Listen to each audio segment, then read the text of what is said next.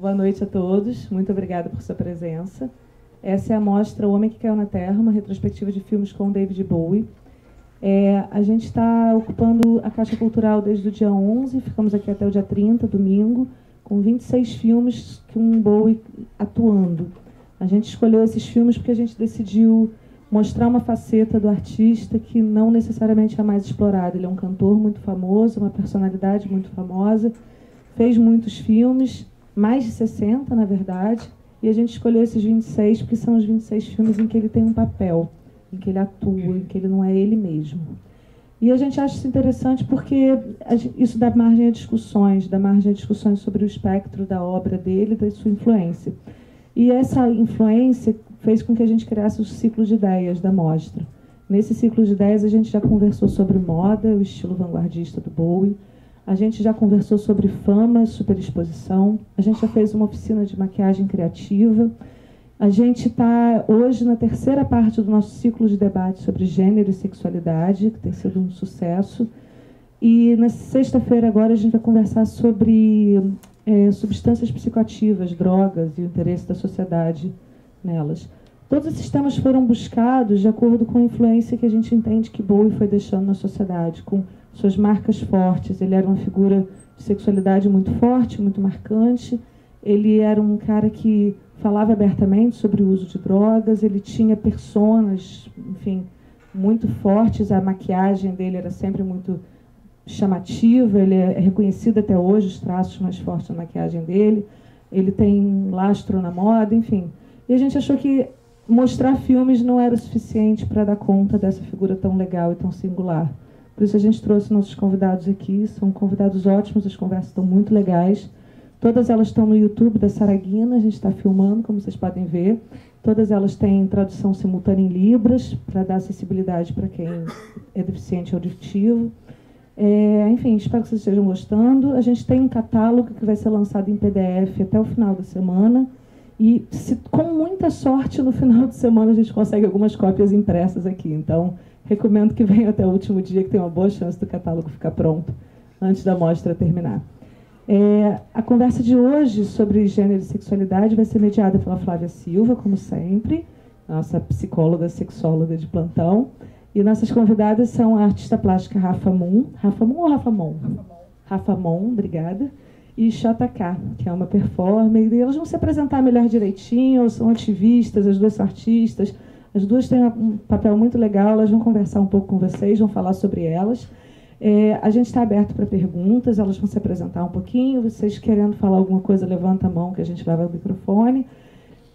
Vai passar uma lista de presença, quem quiser um certificado pode pedir, é só falar com a gente. E é isso. Boa sessão. Muito obrigada.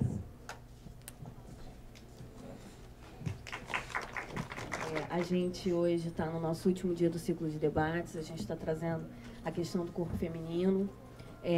Eu sou psicóloga, sou sexóloga. Eu, hoje, tenho uma demanda muito grande no consultório de mulheres que não conhecem seus próprios corpos, mulheres com questões como o vaginismo, como a anorgasmia, e que muitas vezes creem que são as únicas no mundo. Quando a gente faz grupos, elas se surpreendem pela possibilidade de outras mulheres terem essas mesmas questões. Então, é importante a gente trazer essa demanda para a gente discutir, para a gente debater, para a gente conversar. E hoje a gente está com duas convidadas super especiais que vão trazer aí muitas contribuições para a gente. Vou deixar as meninas falarem um pouquinho sobre elas e a gente vai batendo papo, debatendo, ok? Boa noite. Meu nome é Geosane, meu apelido é Kim e meu codinome é JK. A Xota, ela é uma Xota nova, né? Uma Xota novinha de 3 anos. É um projeto bebê que eu criei em 2014. A Xota nada mais é do que um personagem para a gente falar sobre sexo de uma forma aberta, sem tabus, né? Porque a gente só está aqui porque houve uma relação sexual. Vocês concordam? Na maioria das vezes, sim, né? Então, assim, por que não falar sobre sexo de uma forma tranquila e aberta? Não somente com pessoas da nossa idade, mas também trabalhar essas questões com crianças, com pessoas mais velhas, porque o sexo, ele permeia todas essas questões. Sou produtora cultural, tenho 28 anos, trabalho com eventos no Rio de Janeiro E tem esse projeto pessoal que é o que eu venho trabalhando ultimamente e levado essa discussão do corpo, do feminino, da Xota, principalmente para espaços onde a gente possa contribuir com mais mulheres, né? E já deixar o meu agradecimento, né? Por esse convite, né? Por estar vindo falar sobre o meu projeto, sobre essas questões que permeiam o sexo aqui na Caixa Cultural. É isso. Oi. Boa noite, meu nome é Rafaela, mas eu assino como Rafa Mon. Eu trabalho com arte, com grafite, e eu me descobri, o meu também é bem bebê, tem 3, 4 anos, acho.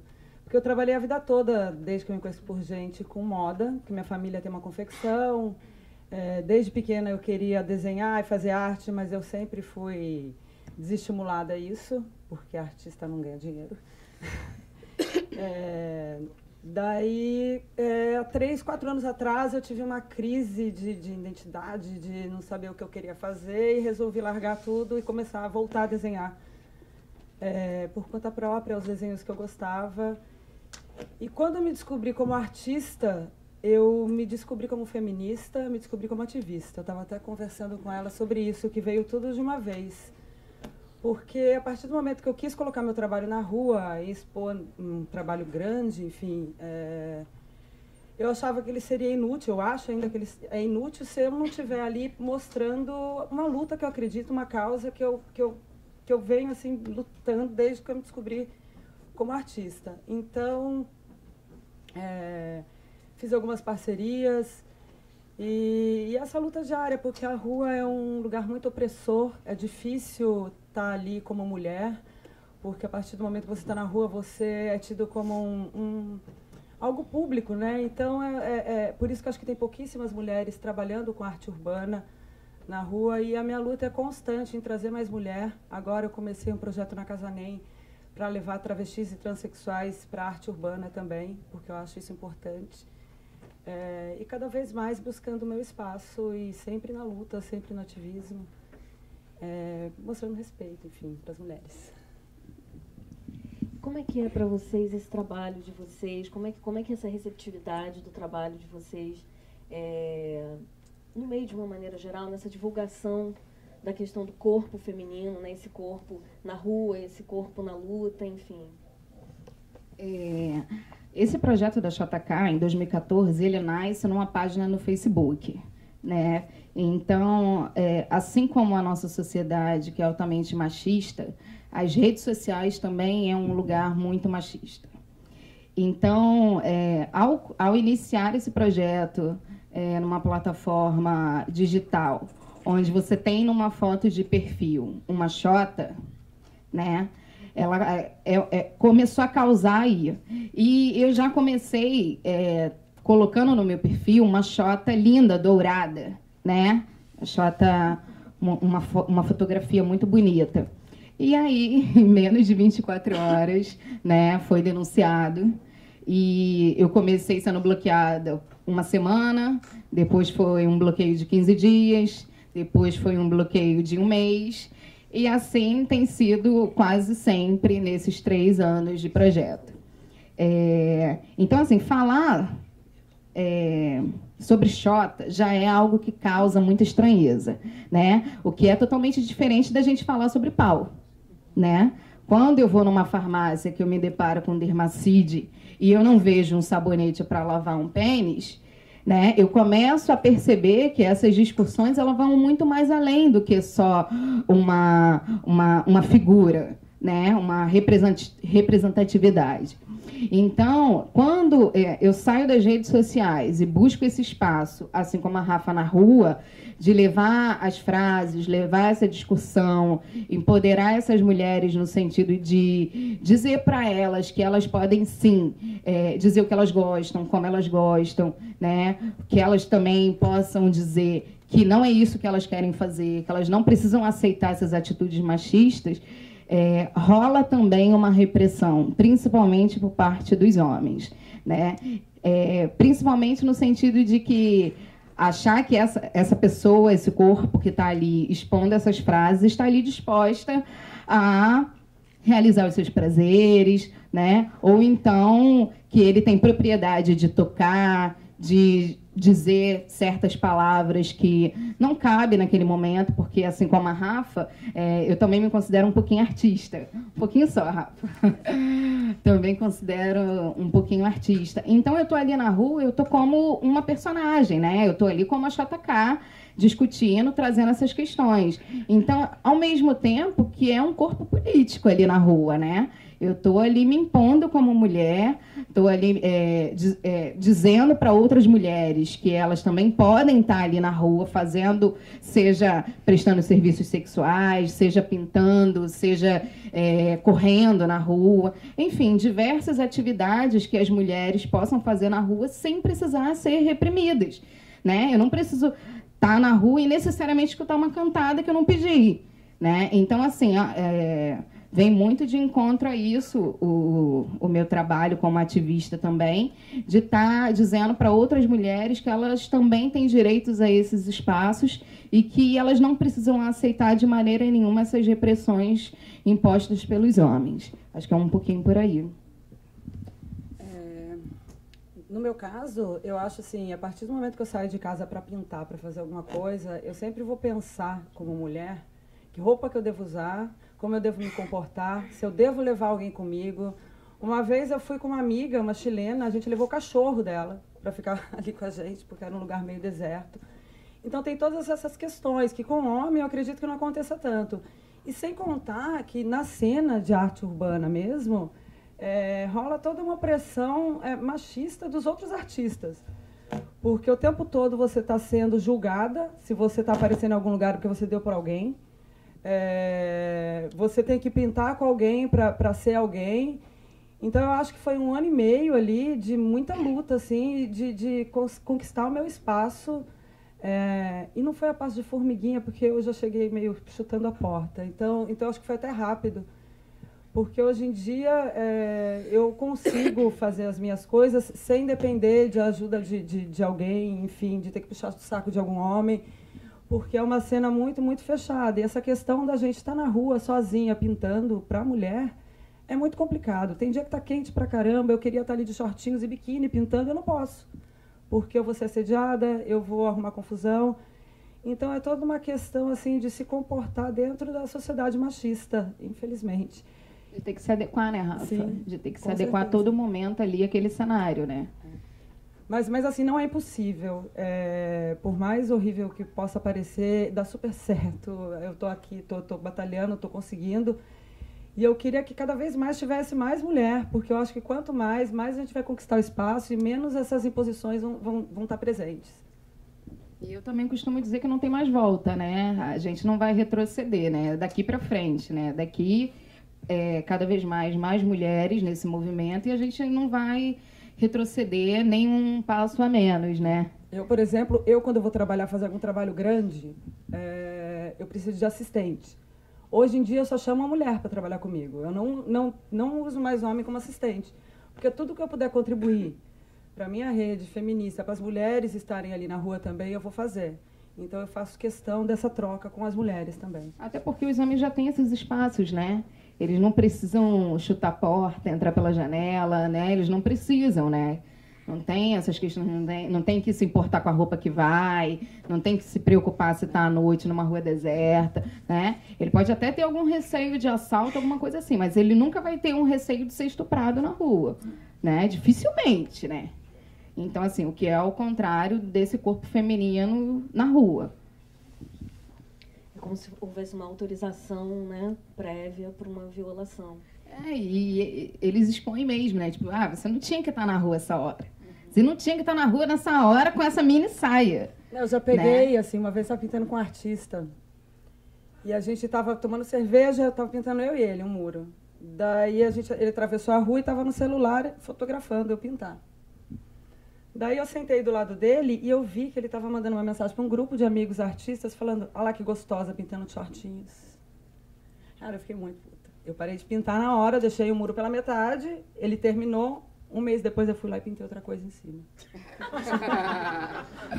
Sozinha. O muro era meu.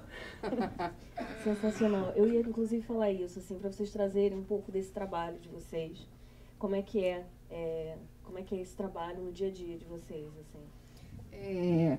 Eu costumo dizer que o processo criativo das frases, né, porque o projeto ele começa primeiramente quando eu começo a escrever frases muito organicamente. Então, assim, eu estou no metrô, escuto uma pessoa que está do meu lado falando que o marido não chupou ela à noite, mas quis meter. E aí ela não quis dar para ele porque ele não quis chupar. Então, assim, cara, isso aí é uma super frase. Então, aí, automaticamente, meu processo criativo já cria uma frase em relação ao sexo oral, a essa mulher dizer que ela não quer, que ela não vai dar para ele, né? Então, assim, já cria uma coisa. E aí, a partir disso, essas frases, elas vão parar na página, vão parar no Instagram. Posteriormente, elas são impressas e aí eu crio em diversos espaços umas intervenções com essas frases, né? Eu trouxe até algumas aqui que daqui a pouco eu posso mostrar para vocês, a gente pode discutir em cima dessas frases, que são coisas do nosso dia a dia, coisas que as pessoas olham e se identificam, né? Como, por exemplo, uma frase que fez muito sucesso, assim, que inúmeras pessoas compartilharam.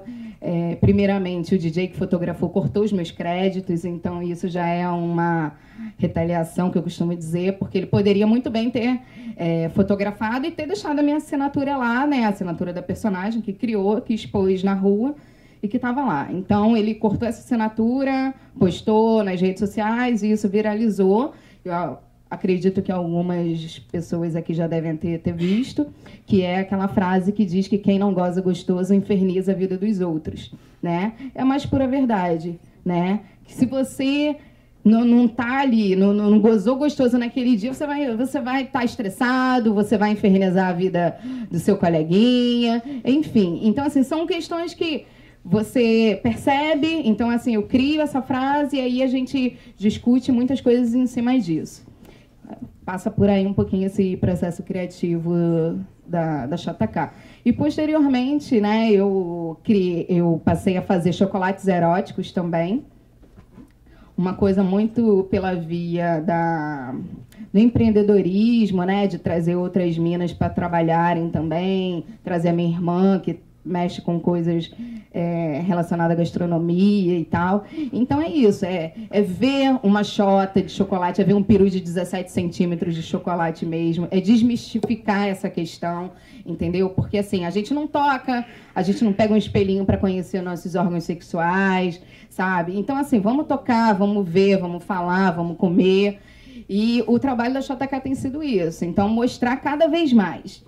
Porque, assim, a gente convive com uma vagina, né? Outras pessoas têm as duas coisas, tem gente que não tem nada, tem outra que tem o pênis. Mas, assim, você conhece? Você sabe quais são as partes que tem ali? Porque as pessoas falam assim, mas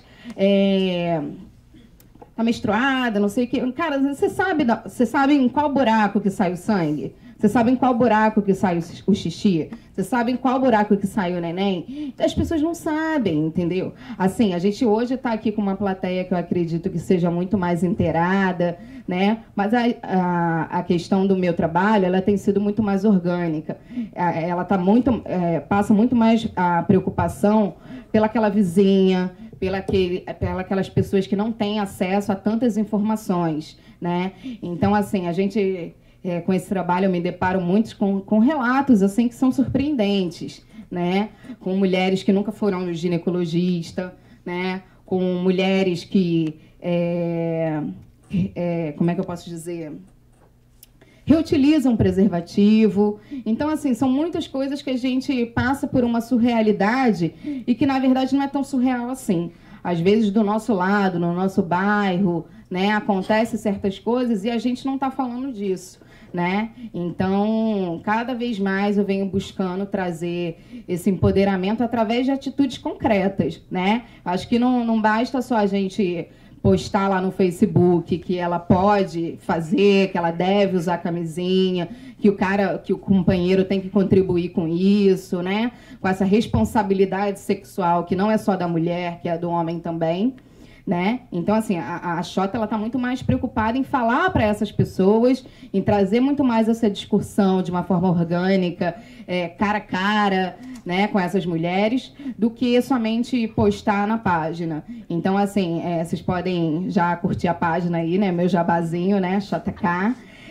E vocês vão ver que a Xota está com 5 mil curtidas e pouca.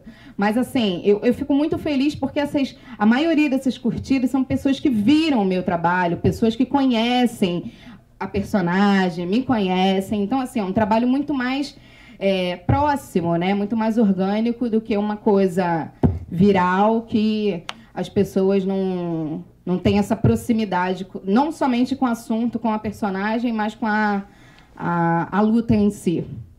Acho que falei demais. Então, o meu trabalho criativo, ele é muito louco, né? Igual a minha cabeça. Porque eu tenho a parte do meu trabalho que é totalmente comercial, que eu preciso sobreviver, mas que eu faço com enorme prazer também. Que, tipo, eu pinto desde uma mansão, sei lá, no Leblon, até uma casa no morro, enfim. E são esses trabalhos que eu vou ganhando no meu dia a dia, vou conseguindo sobreviver. Faço estampas também.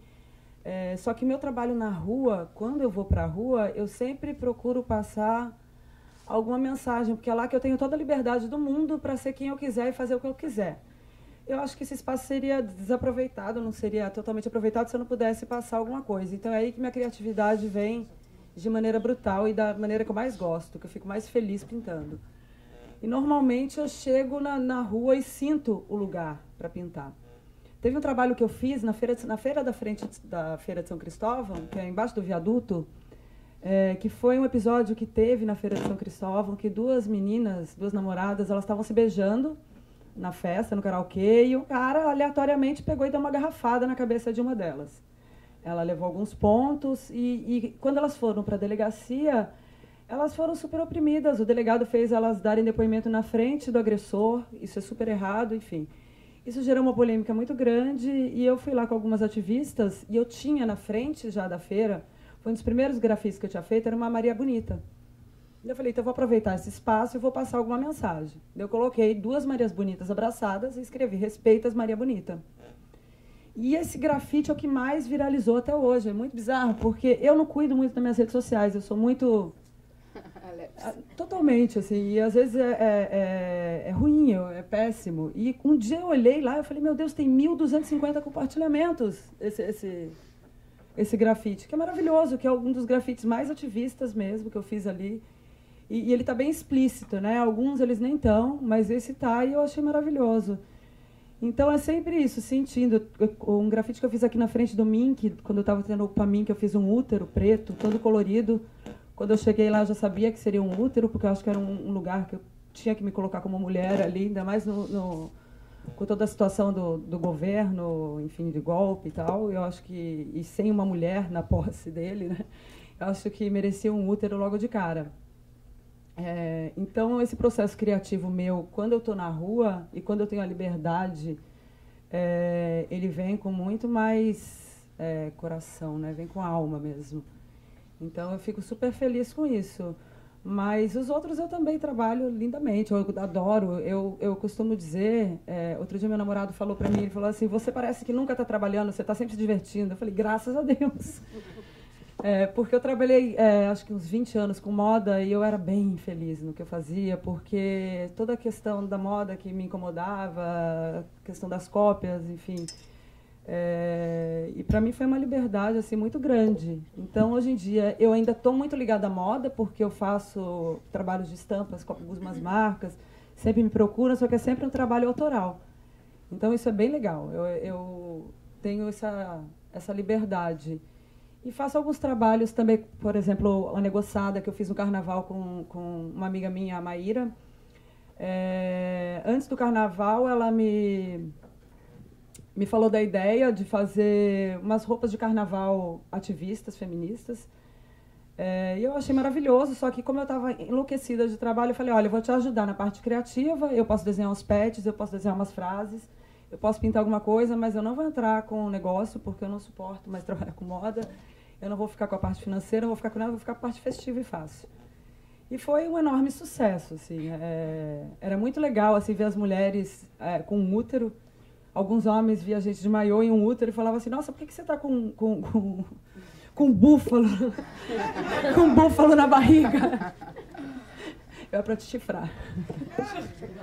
Vários. O que é isso? Do que você está fantasiada? E isso foi maravilhoso. Enfim, deu certo. Financeiramente não foi muito bom, ela tomou um prejuízo fodido. Mas foi lindo por toda essa questão de discussão mesmo de feminismo durante o carnaval, né? Teve um dia que uma amiga minha saiu com a parte de baixo e os peitos de fora. Ela estava só com... Como é que chama aquele que pendura assim? Não? Aquele que fica penduradinho? Libe. Ela estava com um desse com os peitos de fora, daí chegou um cara e começou a olhar. Tá olhando o quê? Você não tá sem camisa? Então eu acho que assim, eu não vi tanto assédio. Eu saio quase nua, né, no carnaval. E agora esse ano assim, saindo com útero, saindo com fuck you aqui, saindo, enfim, mega feminista, não tive problema nenhum. Eu acho até por essa questão da gente estar sendo ativista mesmo, rolaram algumas matérias, eu acho que a galera ficou meio esperta. Eu acho importante essa discussão também. Eu acho interessante, você trouxe uma coisa bacana, essa coisa dos seios, né, de fora. Eu acho que o movimento trans tem desconstruído bastante isso, né, porque as mulheres trans vão presas e chegam na delegacia a justificativa é que elas estão civilmente como homens, e homens podem colocar os seios de fora.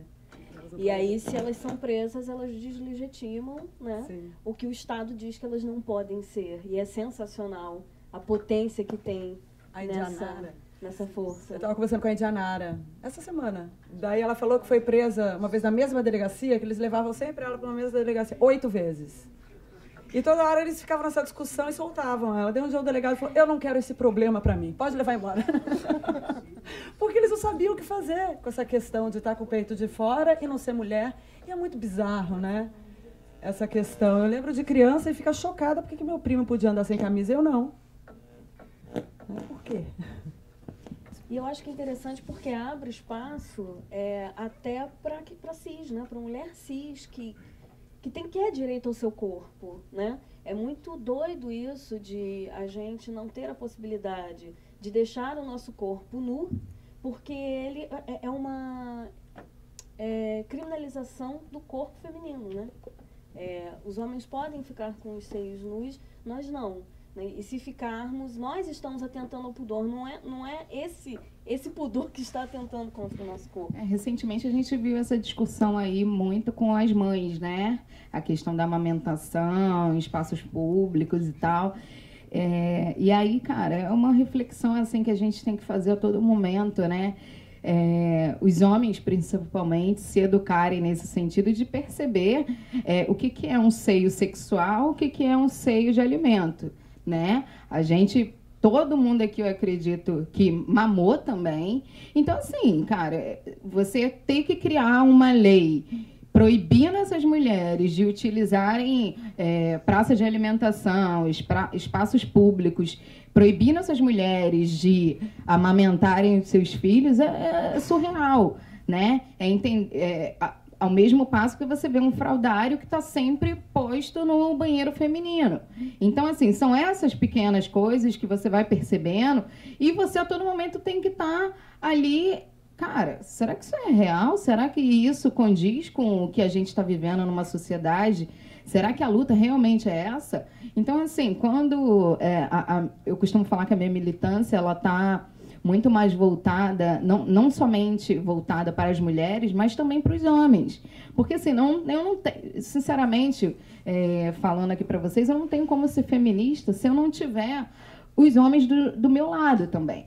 Porque, assim, hoje eu não tenho mais meu pai, mas, assim, quem tem pai, quem tem irmão, quem tem tio, quem tem avô, quem tem namorado, sabe do que eu estou falando, né? Essas atitudes acontecem dentro da nossa casa, acontecem dentro das nossas famílias. Geral é que tem amigo. Quantas vezes a gente já não viu um amigo, né, em alguma atitude que você não aprove, que você não falou, né, você deixou passar despercebido. Então, assim, a todo momento a gente tem que estar atento a essas questões. E policiar. Dizer assim, pô, cara, você está fazendo isso mesmo? Entendeu? Será que seria maneiro se você fizesse isso com a sua namorada? Se sua mãe passasse por essa situação? Então, assim, cabe a gente também não só se educar, mas educar o outro, né? Eu acho que essa responsabilidade, ela passa por aí. E a gente tem que abraçar essa causa, né? Eu estou vendo aqui vários rostinhos aqui um pouco mais velhos, né? Que já tem uma história, uma trajetória de vida um pouco maior, né?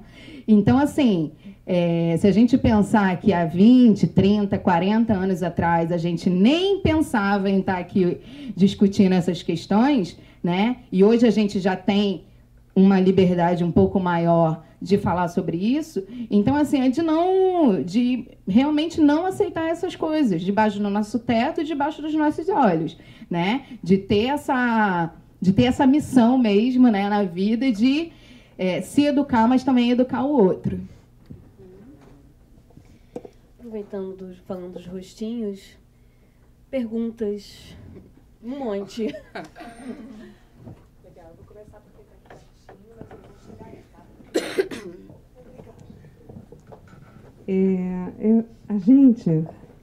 Eu vejo assim, nos meus 50 anos de idade, né? Bem vividos. A gente vive numa sociedade que, essencialmente, vive da moda, dos modismos, para falar a verdade, dos modismos. Então, assim, as pessoas diferentes, elas são pouco valorizadas. O que é valorizado é o igual. E você vê que o modismo é extremamente repressor, eu acho. Ele é repressor à medida que você tem homens machistas e mulheres machistas. Então, assim, se a gente quer, como você falou, que haja transformação desse machismo que a gente sofre nesse país, que é muito grande e invisível, na maior parte invisível, insensível, a gente nem sente que a gente está sendo machista. Então, por onde começar? Pelas mulheres machistas ou pelos homens machistas? Eu vejo assim que nós temos um início para começar essa transformação. A partir de quando nós demos a liberdade, principalmente nas redes sociais, aos transgêneros, né? As pessoas transgênero que têm um pensamento mais liberal. E mulheres também liberais. O segundo passo seria conscientizar as mulheres machistas, para que elas fizessem justamente essa indagação, essa interrogação, essa argumentação com o que é machismo para os homens machistas.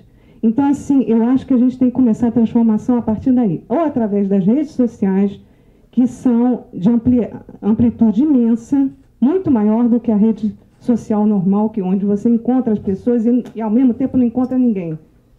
Porque o estabelecimento de vínculos é muito precário, eu vejo. Quando você encontra uma pessoa na rua, que não seja por indicação de amigos, né? E a rede social, você está em constante contato, você tem ali o seu perfil, né? A pessoa está sempre olhando o seu perfil, sempre olhando, revendo o que você escreve. Então, eu não sei, quais são as fontes fortes de uma transformação social nesse sentido? Eu acho que são as crianças. Eu costumo dizer que com homem machista eu sei lidar, mulher machista eu começo a chorar. É muito, muito, muito difícil. Dói no meu coração, né? É muito eu ver uma mulher triste. machista mesmo. Assim, dói, assim, dá vontade de chorar, de pensar. Porque a luta é muito grande e existe toda uma sororidade. Você tem que entender aquela mulher também, que ela está sendo oprimida. Então é muito difícil você chegar até ela, você chegar de uma maneira que não seja agressiva. Homem, você já chega e põe o seu feminismo. Mulher é mais complicado. Eu acredito na mudança da sociedade através das crianças, sem dúvida nenhuma. Eu acho que agora, do jeito que está, a nossa luta vai continuar. Eu acho que a gente não tem muito o que fazer com essa geração que já está... Entendeu? Algumas pessoas sim, mas eu acho que as próximas gerações elas vão ser muito menos machistas do que essa atual, do que há 10 anos atrás foi, do que há 20 anos atrás foi. As redes sociais eu acho que funcionam sim, mas eu não acredito nelas como mudança de personalidade, de caráter de ninguém. E é isso. Eu acho que... O que você acha? Eu concordo com você, Rafa. Eu acho que as crianças, elas são essa próxima geração aí que vai vir já com uma perspectiva um pouco melhor do que essa nossa geração. Eu tenho 28 anos, né? Uma geração que não faz muito tempo. Mas, assim, por exemplo, a minha mãe não conversava sobre sexo comigo, né? Eu menstruei sem saber o que era uma menstruação direito. Né? Eu tive a minha primeira relação sexual sem entender muito bem o que era aquilo ali. Né? Eu só entendi que, cara, eu ia transar, ia sair, ia terminar aquilo ali, eu ia estar com um bundão, ia estar com um peitão, né? Meu corpo ia transformar, né? Porque tinha esse mito, né? Não sei se ainda hoje tem isso, né? Mas na época da escola, a bunda de fulana cresceu, ela deu, né? Então era uma coisa assim. E aí, beleza, transei, esperei minha bunda crescer, meu peito crescer e nada aconteceu. E eu, cara, sexo é só isso? Sabe? Porque é um mito, é uma coisa assim gigantesca em cima de uma relação sexual que, beleza, é bom, é gostoso, mas assim, não é essa coisa toda que se fala. E um dos projetos da JK é falar com as crianças, né? Ir para as escolas e conversar com essas crianças, com esses adolescentes e trazer essa discussão da sexualidade. Por quê? Porque isso, são essas crianças, né, que vão ser a nossa sociedade amanhã e que vai poder ter um papel muito mais transformador do que essa nossa geração, né? Então, assim, eu costumo falar com as minhas amigas que eu tenho hoje, atualmente, 9 amigas grávidas, né, que elas estão me dando uma despesa enorme com o chá de bebê, que elas têm uma missão muito grande, né? Estão colocando filhos no mundo e tem essa missão grande de educar esses meninos e essas meninas de uma forma totalmente diferente daquilo que elas foram criadas, né? Então, a JK ela já participou de uma roda com crianças no Batam e foi, assim, sensacional. Uma roda com mais de 50 crianças de faixas etárias de 4 anos a 17 anos, dentro de um projeto chamado Cine Batam. E foi uma conversa muito tranquila e, assim, eu estava falando com crianças de uma comunidade, né? Então, assim, não tem como você falar que elas nasceram de uma cegonha se elas escutam o pai transar, se elas estão ali no baile funk. Então, assim, você tem que falar com essas crianças de uma forma totalmente aberta, né? Não tem como você fantasiar coisas para dizer para essas crianças que elas estão ali. Então, assim, você tem que dizer o que é uma camisinha, mostrar o que é uma camisinha, como se usa, né? Respeitar aquela menina, entender que uma hora ela vai menstruar, uma hora você vai ejacular. O que é isso? O que vai acontecer no seu corpo? Que mudanças são essas? Então, é essa educação sexual que a JK tenta trabalhar principalmente com essas crianças nas escolas.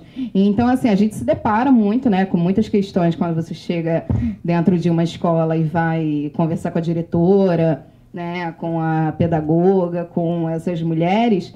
Então, assim, você já tem um trabalho anterior que é com essas mulheres, né, que muitas das vezes, apesar de terem uma abertura um pouco maior, mas elas também estão ali num papel de direção de uma escola onde elas convivem com centenas de coisas.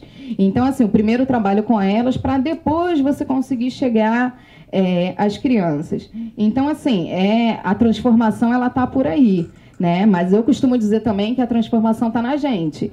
Então, assim, eu preciso fazer uma reflexão comigo mesma a todo momento, no sentido de que entender eu, como mulher, o que eu posso fazer, como eu posso contribuir com essa luta, né? E assim, eu não estou falando de pegar um cartaz, chegar aqui na Avenida Rio Branco, militar, aquela coisa, não.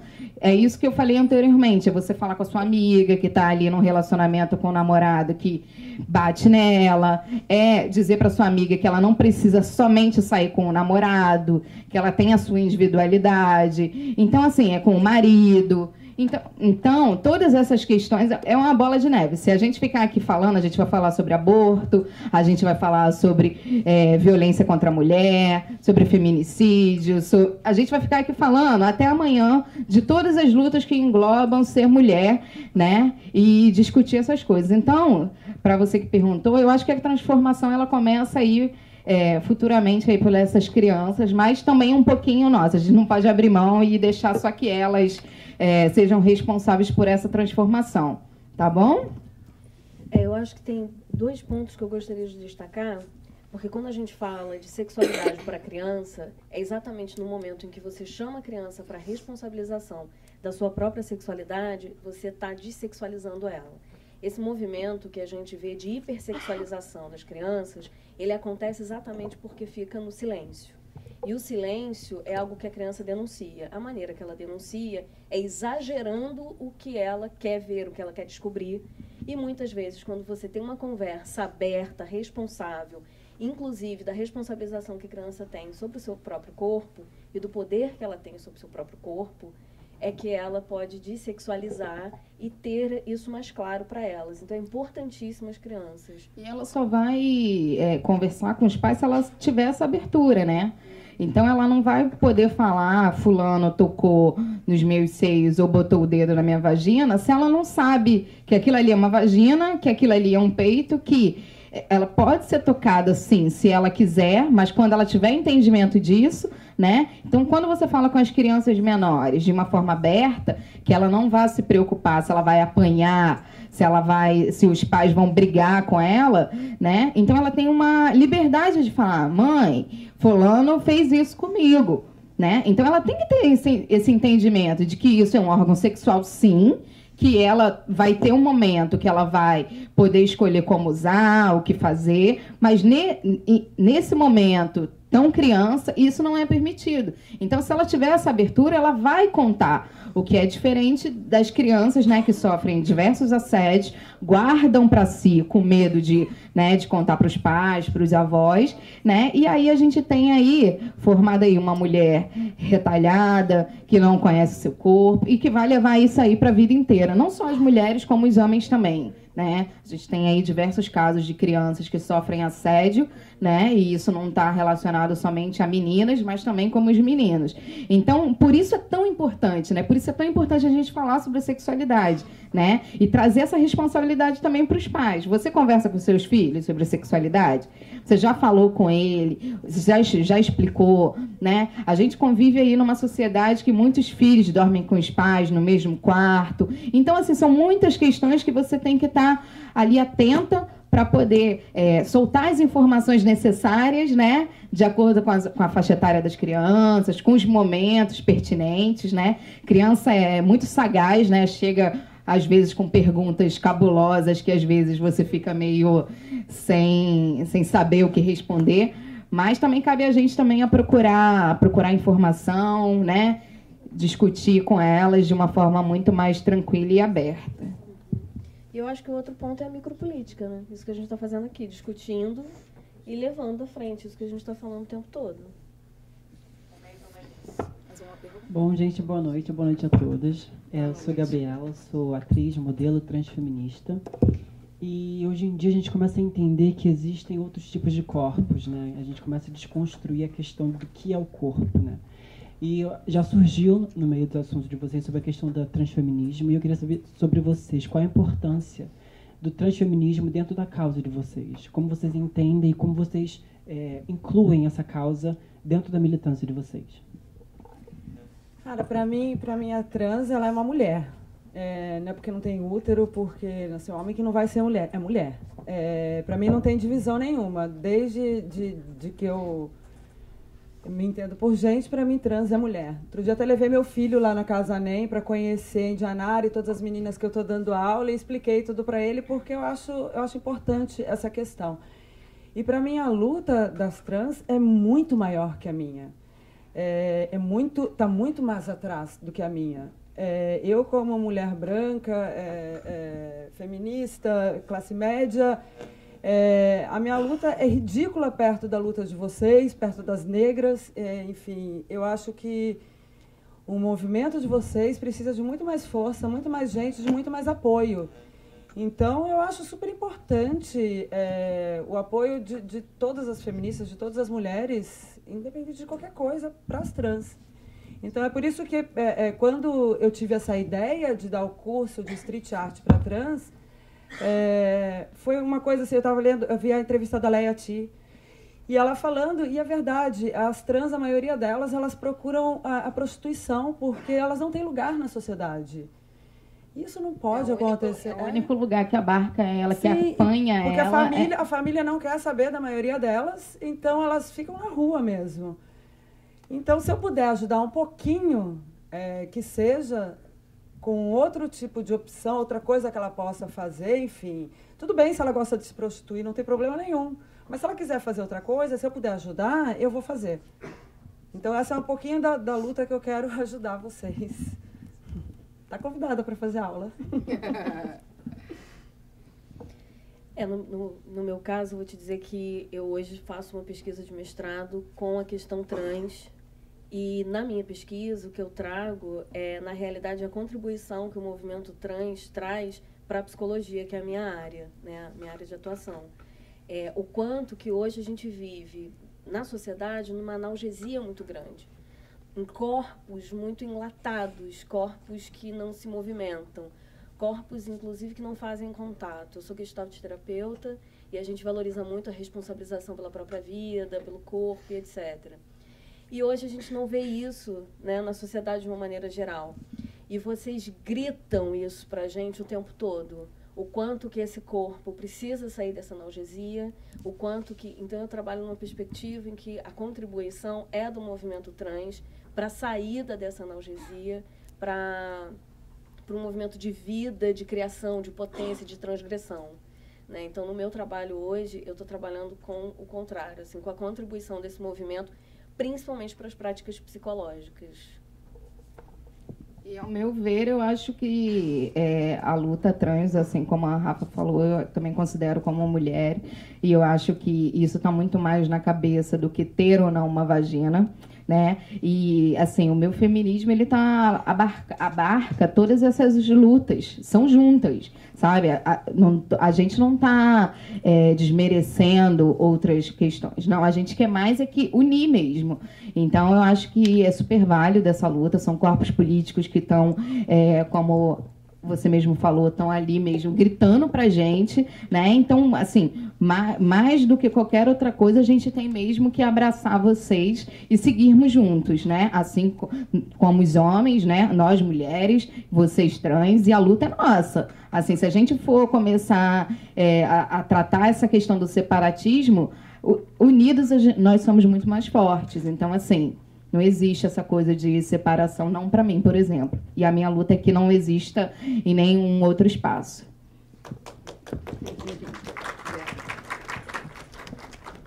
Boa noite, meu nome é Wallace. Eu vendo a discussão e o cérebro começa, né, a fomentar.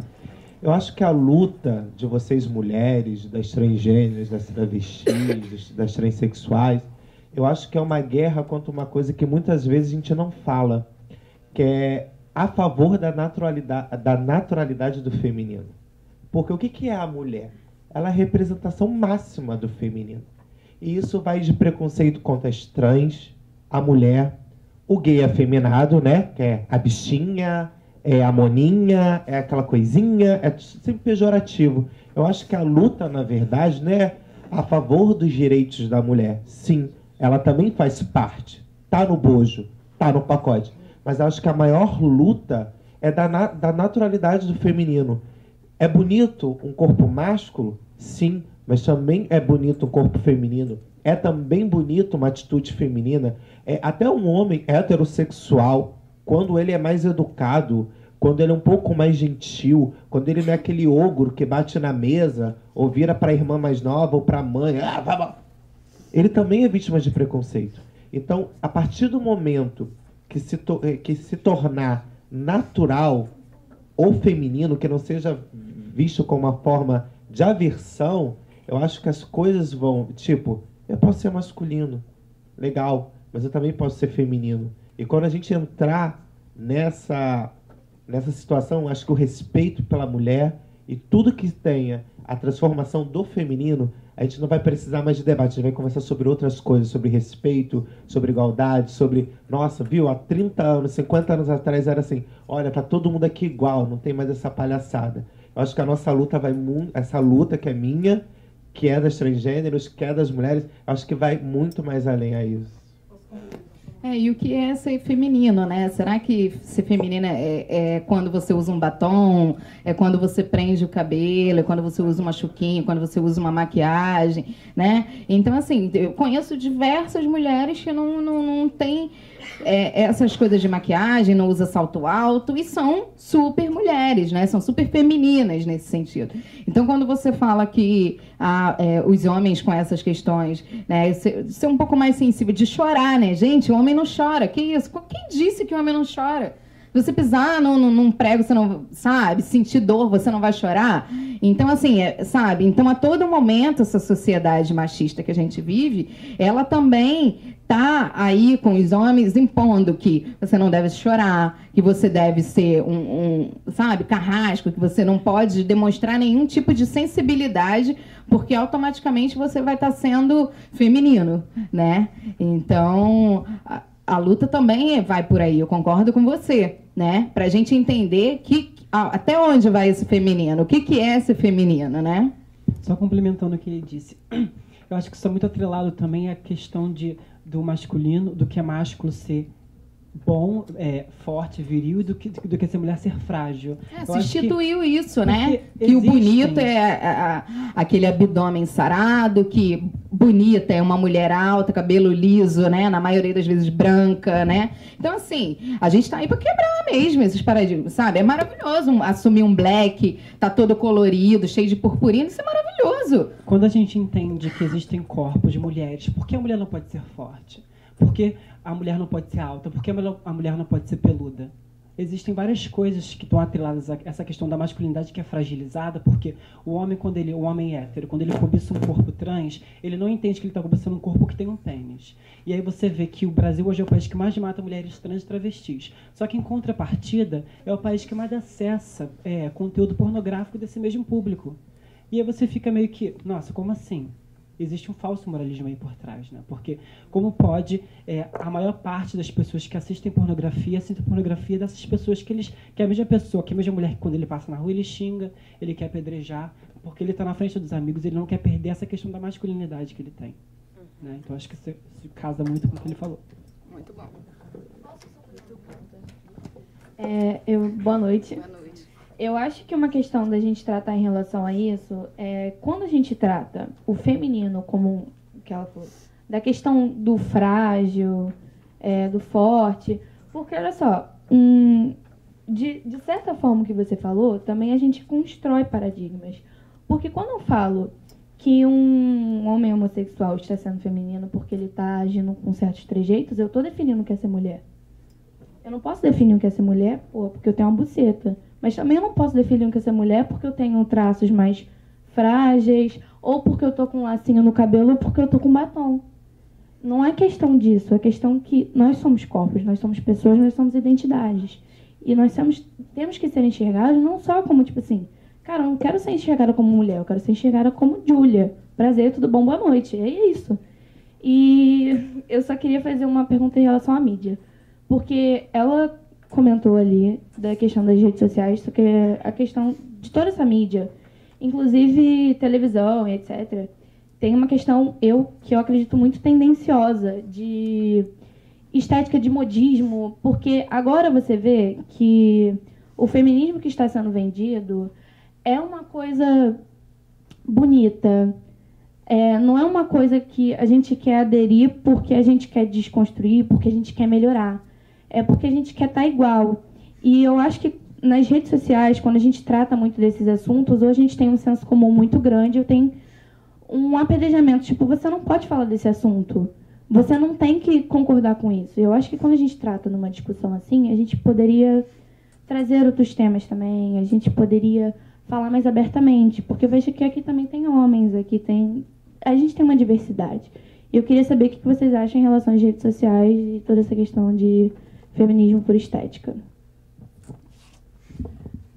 Outro dia eu estava até pintando com uma amiga minha, a Rita Weiner, que é feminista, e ela falou assim, o momento está bom pra gente porque o feminismo está na moda.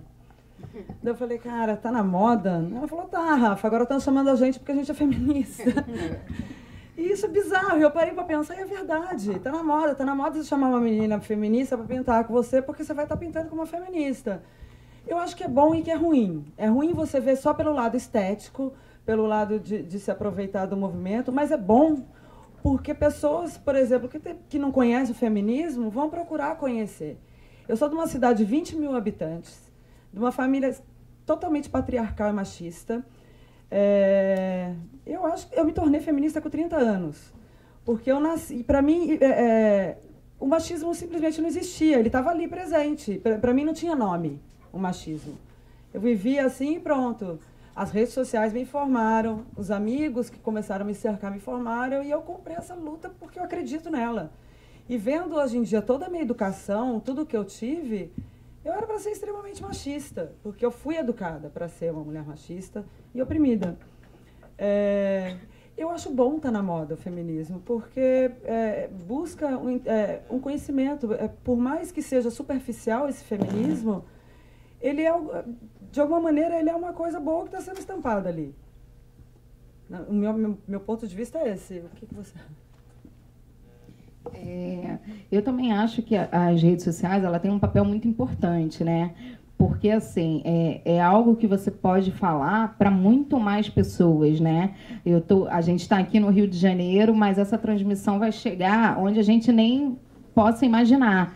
Então, assim, tem um papel muito transformador. Assim como a Rafa falou, essa questão das redes sociais trazer informações, que às vezes a gente não se entende como feminista, mas a gente tem atitudes feministas, né? Eu moro numa casa, por exemplo, que 4 pessoas usam a casa e só as mulheres lavam a louça. Então, assim, é o que você falou, entendeu? Não é entender esse corpo feminino, esse masculino, é como pessoa, como você respeitar como pessoa e saber que aquela função doméstica ali, ela pode ser exercida por qualquer pessoa, né? Independente de se ter um pênis ou se ter uma vagina. Então, assim, ela passa muito por essa questão. Então, as redes sociais, ela tem esse alcance maior. Mas, como eu falei anteriormente, tem esse papel também fundamental da gente agir localmente, né? Agir no nosso dia a dia e não ser só uma coisa online, né? De sair para o offline também. Mais alguém? Boa noite. Eu gostaria de fazer 2 perguntas. A primeira em relação ao orgasmo feminino. Né? Porque eu vejo que é um tabu muito grande em relação às mulheres. Muitas mulheres não conseguem ter um orgasmo. Até pela repressão, pelo fato da mulher em si ter dificuldade de se tocar. Eu queria saber em relação, por exemplo, ao pompoarismo, que eu tenho algumas amigas que passaram a praticar o pompoarismo e isso ajudou muito elas. Eu queria saber se isso pode ajudar. E em relação à segunda pergunta, eu vi que você falou que você participou do movimento Ocupa Mink, né? Eu queria que você contasse um pouco sobre essa experiência do Ocupa Mink e como que você está vendo a relação do poder público até com esse setor mais artístico, né? Em São Paulo, por exemplo, o Dória vem reprimindo, né, brutalmente a questão da arte urbana, da pichação, né? No Rio temos um prefeito evangélico. Como que você está analisando esse cenário mais político, né? Obrigado. Para mim é o cenário mais perturbador de todos os tempos. Aqui no Rio, com esse prefeito evangélico, em São Paulo, que para mim o Dória é um fascista, ele é disfarçado. Então é super alarmante, assim, porque além da cultura tá sem investimento nenhum e jogada às traças, tem toda a questão de opressão com a mulher mesmo, né? Pela igreja evangélica, que elas são oprimidas. Então, tipo, um administrador não poderia jamais ser um bispo, enfim. Agora, a questão do Ocupa Mink, eu não fiquei ocupada lá dentro, mas eu participei de diversas atividades lá. Eu tive presente no dia que eles foram expulsos de lá, eu quase estava lá de manhã, mas eu não estava. Eu participei desse mutirão que teve de grafite. Eu acho que foi uma ocupação super importante, foi bem triste quando foi desocupado. Foi importante porque, na época, ele voltou atrás com a questão do Ministério da Cultura da pasta. Tudo bem que hoje está pior ainda. Enfim, é isso, né? Eu acho, eu tenho achado todo mundo muito passivo. As pessoas não vão mais às ruas, as pessoas estão meio estáticas, né? Não fazem mais nada. Tudo bem, apagaram os grafites. Teve um barulho na internet, continua cinza, 23 de maio. Só que agora ele fez um museu a céu aberto, né? Para se retratar com essa questão. Mas, enfim, eu acho que aqui no Rio a questão de arte urbana é mais tranquila, porque faz o que quiser, porque a cidade está jogada às traças mesmo. Então, acho que nem dinheiro para pagar os grafites ele tem. Então, ele não vai oprimir também. Mas é difícil, é muito complicado. Eu acho que a gente está passando pela época mais horrível assim, de todos os governos, seja aqui, seja nos Estados Unidos, em diversas partes do mundo. É uma fase muito estranha, né? Bem de direita, de pessoas que não dão valor à cultura, à mulher, que estão no poder. E cada vez mais, né? 2018 está aí o Bolsonaro em primeiro lugar. Respondendo a sua pergunta, né, a respeito do autoconhecimento, né, dessas vaginas, desses orgasmos aí, a questão do pompoarismo ela é muito importante, né? Esse autoconhecimento das vaginas, né? De se tocar, de se conhecer, né? De saber onde você sente ou não prazer, né? Porque assim, a gente tem uma região totalmente sensível e que não é só o clitóris que é responsável por esse prazer, né? A gente tem aí lábios, né? A gente tem a entrada da nossa vagina, a gente tem períneo. Então, assim, muito bacana quando você fala com mulheres e você empodera nesse sentido de que, cara, se tocar, você está falando com mulheres que nunca se tocaram às vezes. Então, assim, dizer para elas que assim, você pode se tocar e que isso não é um problema, entendeu? Isso você não vai ter nenhum problema em se tocar, né? Você tem que saber como se tocar e se descobrir. Porque a partir do momento que você se descobre, você vai poder contar para o outro, para o parceiro, para o companheiro, como você gosta, onde você sente prazer, como que você sente prazer, né? E o pompoarismo é um exercício assim fundamental para essa descoberta, né? E com essa contrapartida de estar envolver ali o seu companheiro ou companheira nesse momento, é fundamental também para que essa coisa torne o sexo um pouco mais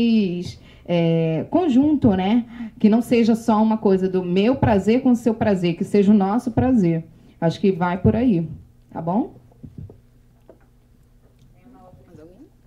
Boa noite.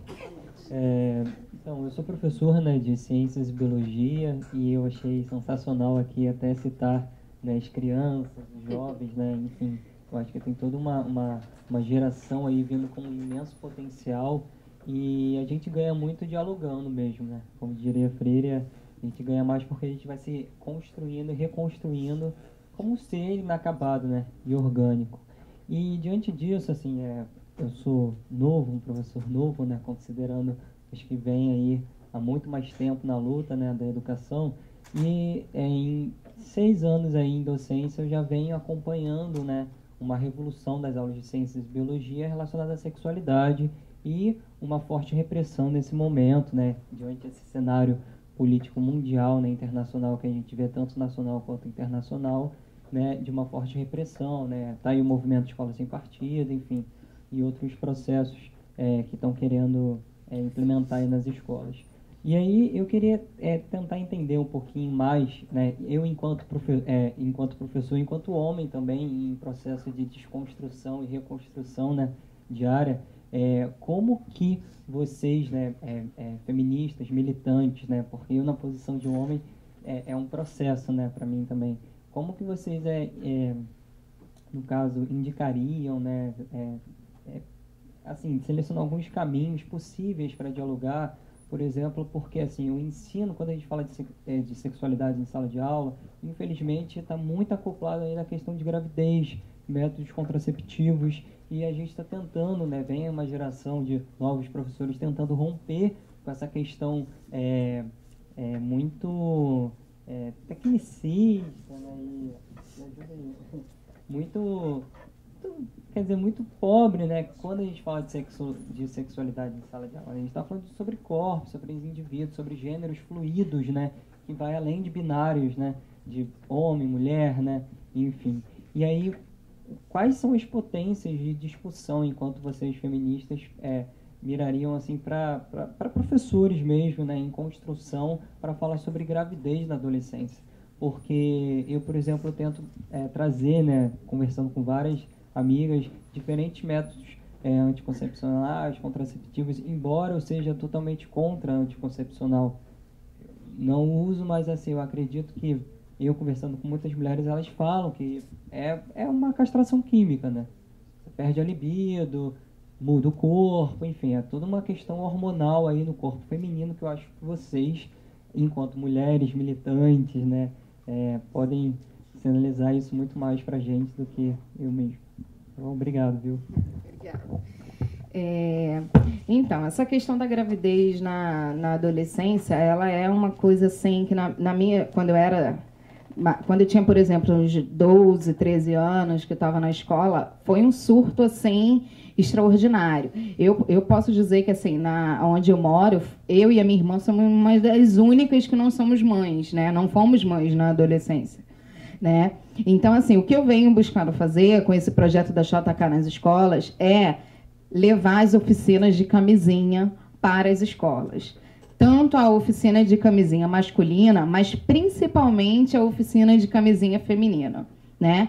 Eu queria fazer uma pergunta para vocês. Quantos aqui já viram uma camisinha feminina? Já usaram uma camisinha feminina, né? Eu conto aqui nos dedos, né?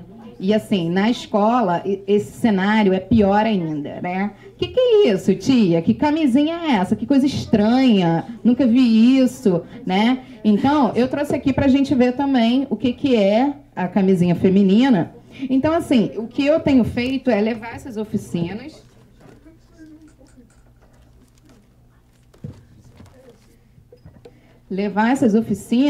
e desmistificar esse tabu com a camisinha. Como assim você tem vergonha de ir na farmácia comprar uma camisinha, mas não tem vergonha de transar com seu parceiro sem camisinha, né? De estar exposto ali não somente a uma gravidez indesejada, mas principalmente ao vírus da AIDS, né? Ao surto de sífilis que a gente está sofrendo aí no país. Então, assim, eu tenho...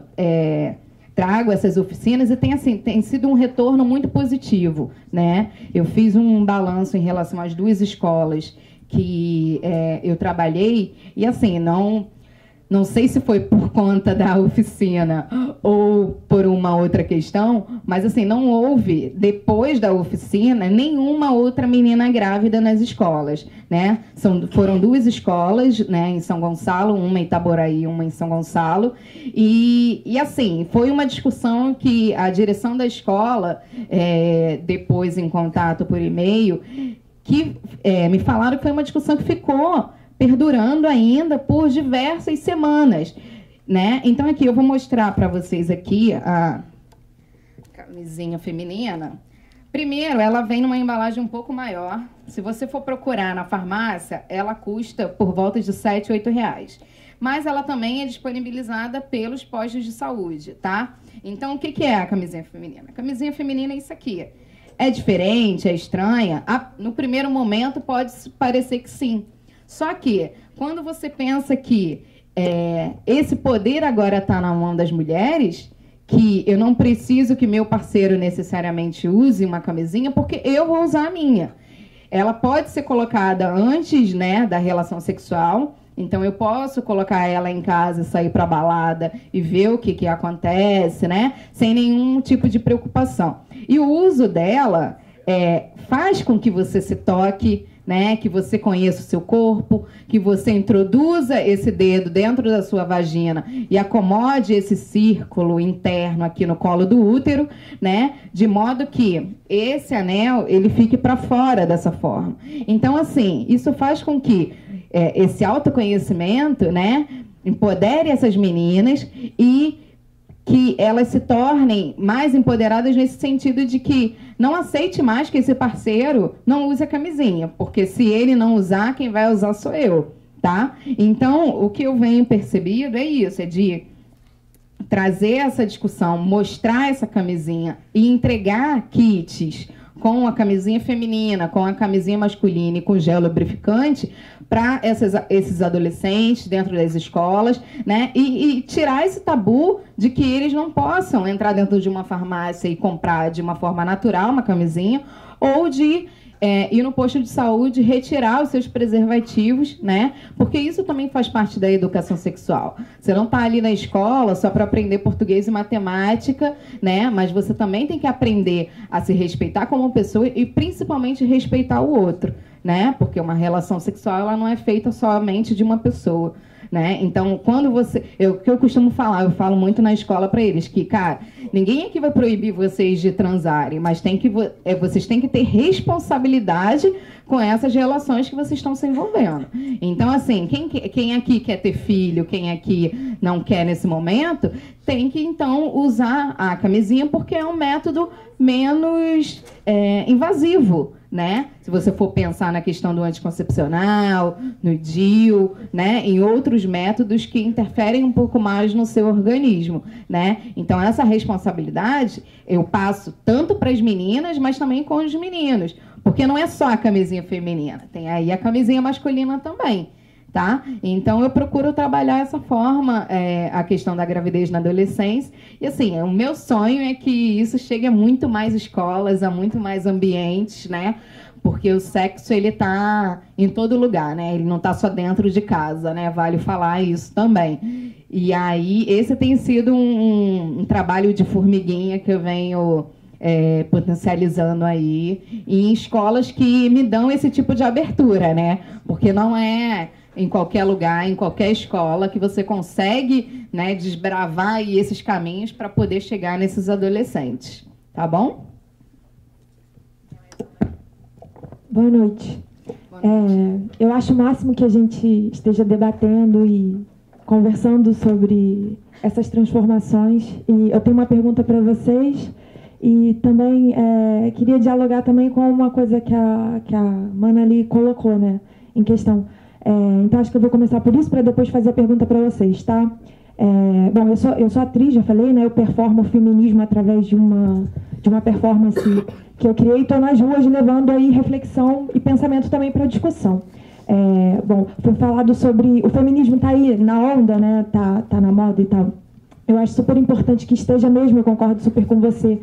Porque se a gente quer ver as mulheres no poder, se a gente quer ver transformação, elas precisam estar lá no poder. Então, elas precisam ter acesso a essa informação da maneira que for. Às vezes é de uma maneira tosca, né? Alguns concordam, outros discordam sobre o modo como é abordado quando vai para a Globo, vai lá para o programa da Fernanda Lima e tal, mas já é uma maneira da mulher ter acesso à palavra, ter acesso à informação. Então, se a gente quer fazer a transformação, é preciso ter essas mulheres ocupando cargos de poder, né? Ocupando até as escolas, que as professoras sejam feministas, que quem vai passar a informação tenha noção, né? Que a gente leia na escola Rose Muraro, que a gente leia a Angela Davis, que a gente leia a Lélia Gonzalez. É muito importante. E a transformação está a partir do conhecimento mesmo, da informação. Então, a minha pergunta, na verdade, eu fico um pouco assim quando você diz assim, a gente tem que educar os homens. Eu entendi o que você falou, tá? E eu concordo com o que você falou. Só que eu fico pensando assim, de novo, eu vou estar nesse lugar que meu corpo foi moldado para que eu entendesse esse feminino, que o que é o feminino, né? Mas foi moldado para isso, para eu educar, para eu fechar as minhas pernas, para eu ser educada e para eu estar educando os meus, a minha cria, os meus não sei o quê. Não sou mãe, mas, sabe, os meus colegas, os meus não sei o quê. Então, eu me pergunto assim, até como educar esses caras, porque eu vou te dar um exemplo. Já é a segunda vez, assim, menos de 30 dias, estava lá na Biblioteca Nacional, estava tendo um debate também com a Marielle, né, do PSOL, e um debate super legal com várias lá feministas, não sei o que, rolando solto, a plateia era super feminista, tinha uns homens lá também, mas também estavam lá e tal. Um homem se levantou e começou a dizer, mas eu acho que aqui vocês têm que procurar fulana de tal, que fez a Revolução Francesa, quem são as mulheres? E começou a falar um monte que, as mulheres que estavam ali já estavam ligadas, né? Então, aí todas as mulheres, nós muito educadas, né? Porque fomos educadas para sermos educadas, todas quietinhas, lá, não sei o que lá, até que eu falei, não, eu falei, macho, desce daí, sai daí, espaço para as mulheres falarem, sabe? Tipo assim, como educar esse cara? Ele já tava ali tendo a informação. Mas entendeu? aí você já tá educando ele. Sai macho, fala macho. É isso aí, tô ligada. Você tá no seu lugar de fala de quem é. Justamente. Essa é uma questão de educação no feminismo. Tem que ter homem feminista. Só que ele tem que saber a hora de fala dele. Justamente, o cara recebendo a informação, isso é que me chocou. Então, tipo, educar como? Porque eu sou uma mulher mais agressiva. Eu sei ser doce, mas também sou uma mulher mais agressiva. E eu acho importante que a gente exercite também o nosso lado firme, né? Talvez não vou chamar de masculinidade. Esse feminino com potência, sabe? Com força, com segurança. Que eu acho que tá também... Aí outro dia foi no Islã das Minas também agora, que é maravilhoso, espaço de potência feminista. Tava lá, de repente, uma mulher trans também fazendo uma performance incrível, todo mundo arrepiado. O macho entrou, falou assim, não, peraí, ótima, Bianca, maravilhosa, sei que lá. Aí só que lá a galera mais rebelde já começou, vai macho, fora macho, sai daí, no espaço do macho. Essa então é a educação, né? Então, eu queria que vocês falassem um pouquinho.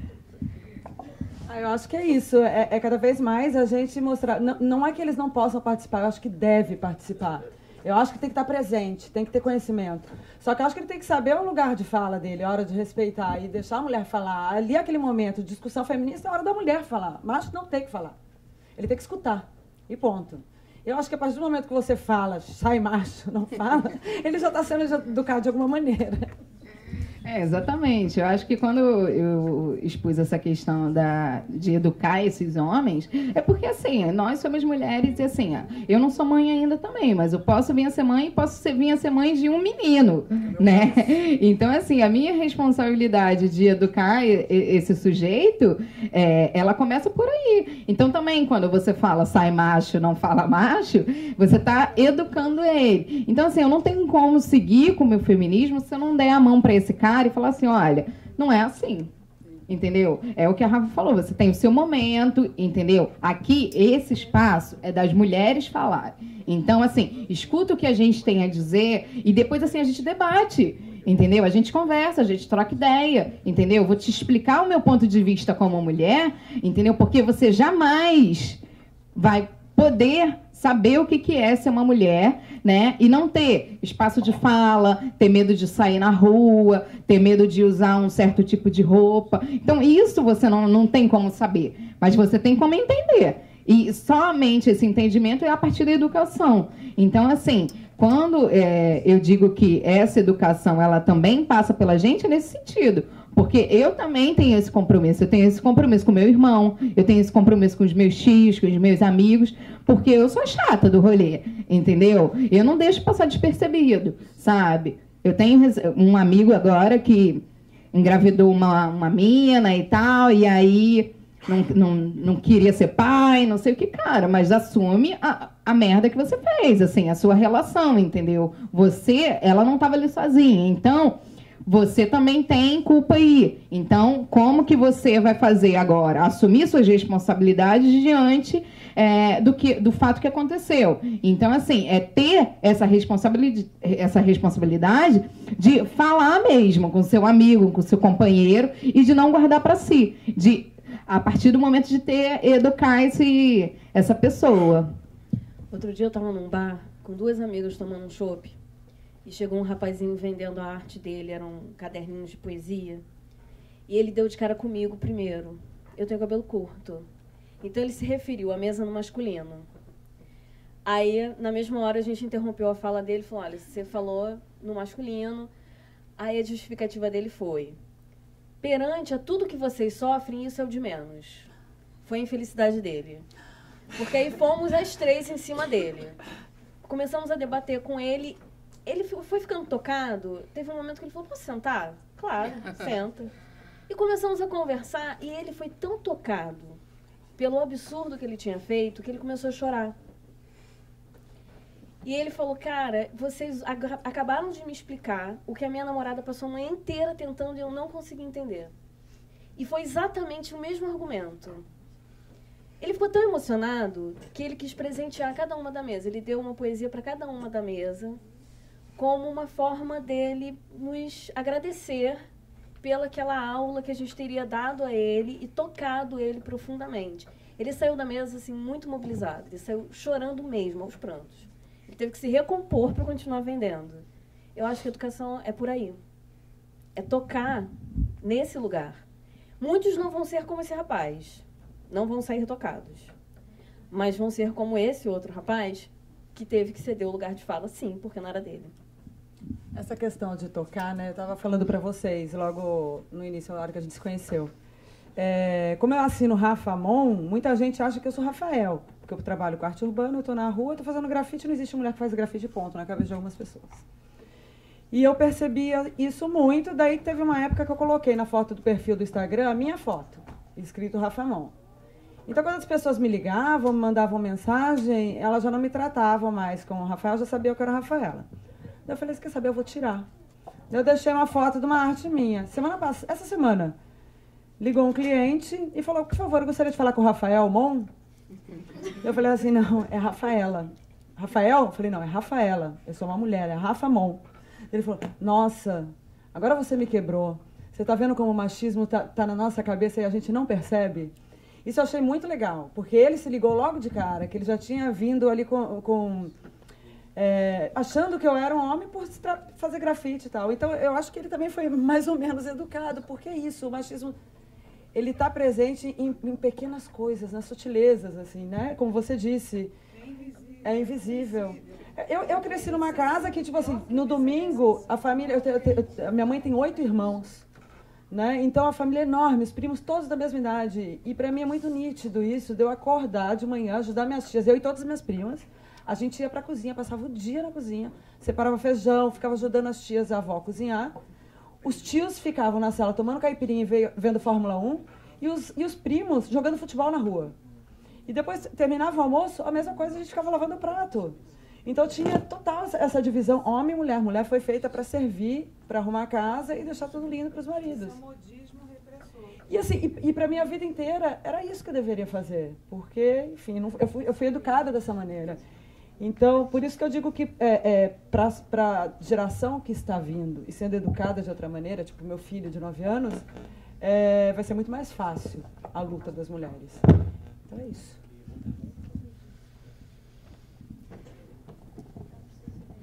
Oi, meninas. Eu tenho uma pergunta para cada. Uma coisa que a gente está falando aqui sobre o direito ao corpo, sobre os julgamentos que a gente recebe, e aí me chamou a atenção uma questão que eu ainda não vivi porque eu não sou mãe. Eu queria saber da Rafa como é a relação com o próprio corpo quando você é uma mulher mãe, a partir do julgamento do outro, né? Uma mulher mãe usa um shortinho e isso deve ser recebido de uma forma diferente, né? E até mesmo pela própria mulher, né? Porque, mal ou bem, a gente veio de uma educação machista, então eu queria ouvir um pouco de você sobre isso. Como é você ser uma mulher e essa questão da maternidade interferir tanto na vivência da sexualidade como na própria expressão do corpo mesmo, né? E das meninas, eu queria que a Xota contasse sobre a oficina de Siririca dela, que eu acho que é muito importante. Alguém falou aqui atrás, o professor de biologia estava falando sobre como seria a melhor abordagem da questão sexual na escola, mas ainda assim foi numa perspectiva de prevenção de gravidez, né? Patologizante, mal ou bem. Sem querer, a gente patologiza o corpo da mulher, as funções reprodutivas da mulher, né? E por que não essa educação sexual não pode ser para o descobrimento? Porque ninguém sabe como é uma vagina, né? Recentemente saiu um aparelhinho, acho que de borracha, que é o clitóris mesmo. Constrói o clitóris. A maioria das pessoas, as poucas que sabem como é o clitóris, acham que é um botãozinho, mas não, é uma coisa enorme. Cresce lá pra dentro, super grande, ninguém tem a menor ideia de como é. Testículo. É muito diferente, né?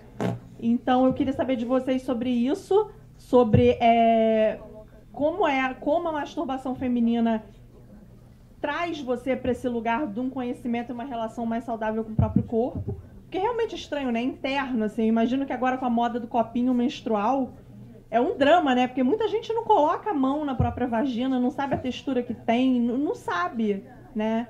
E da Flávia, eu queria saber essa questão da masturbação feminina, do clitóris, do conhecimento da própria vagina no consultório. Como é que você recebe as pacientes, assim? O que chega muito para você? A questão do empoderamento, eu fiquei muito abusada depois que eu me tornei mãe, né? Porque eu acho que daí que eu quis botar shortinhos, que eu quis me comportar. Eu tenho 39 anos, 38. Eu tô louca para fazer 40. Eu tenho 38 anos e outro dia eu me peguei vestindo uma camisa tie-dye toda fluorescente, um micro shorts, uma meia de cada cor.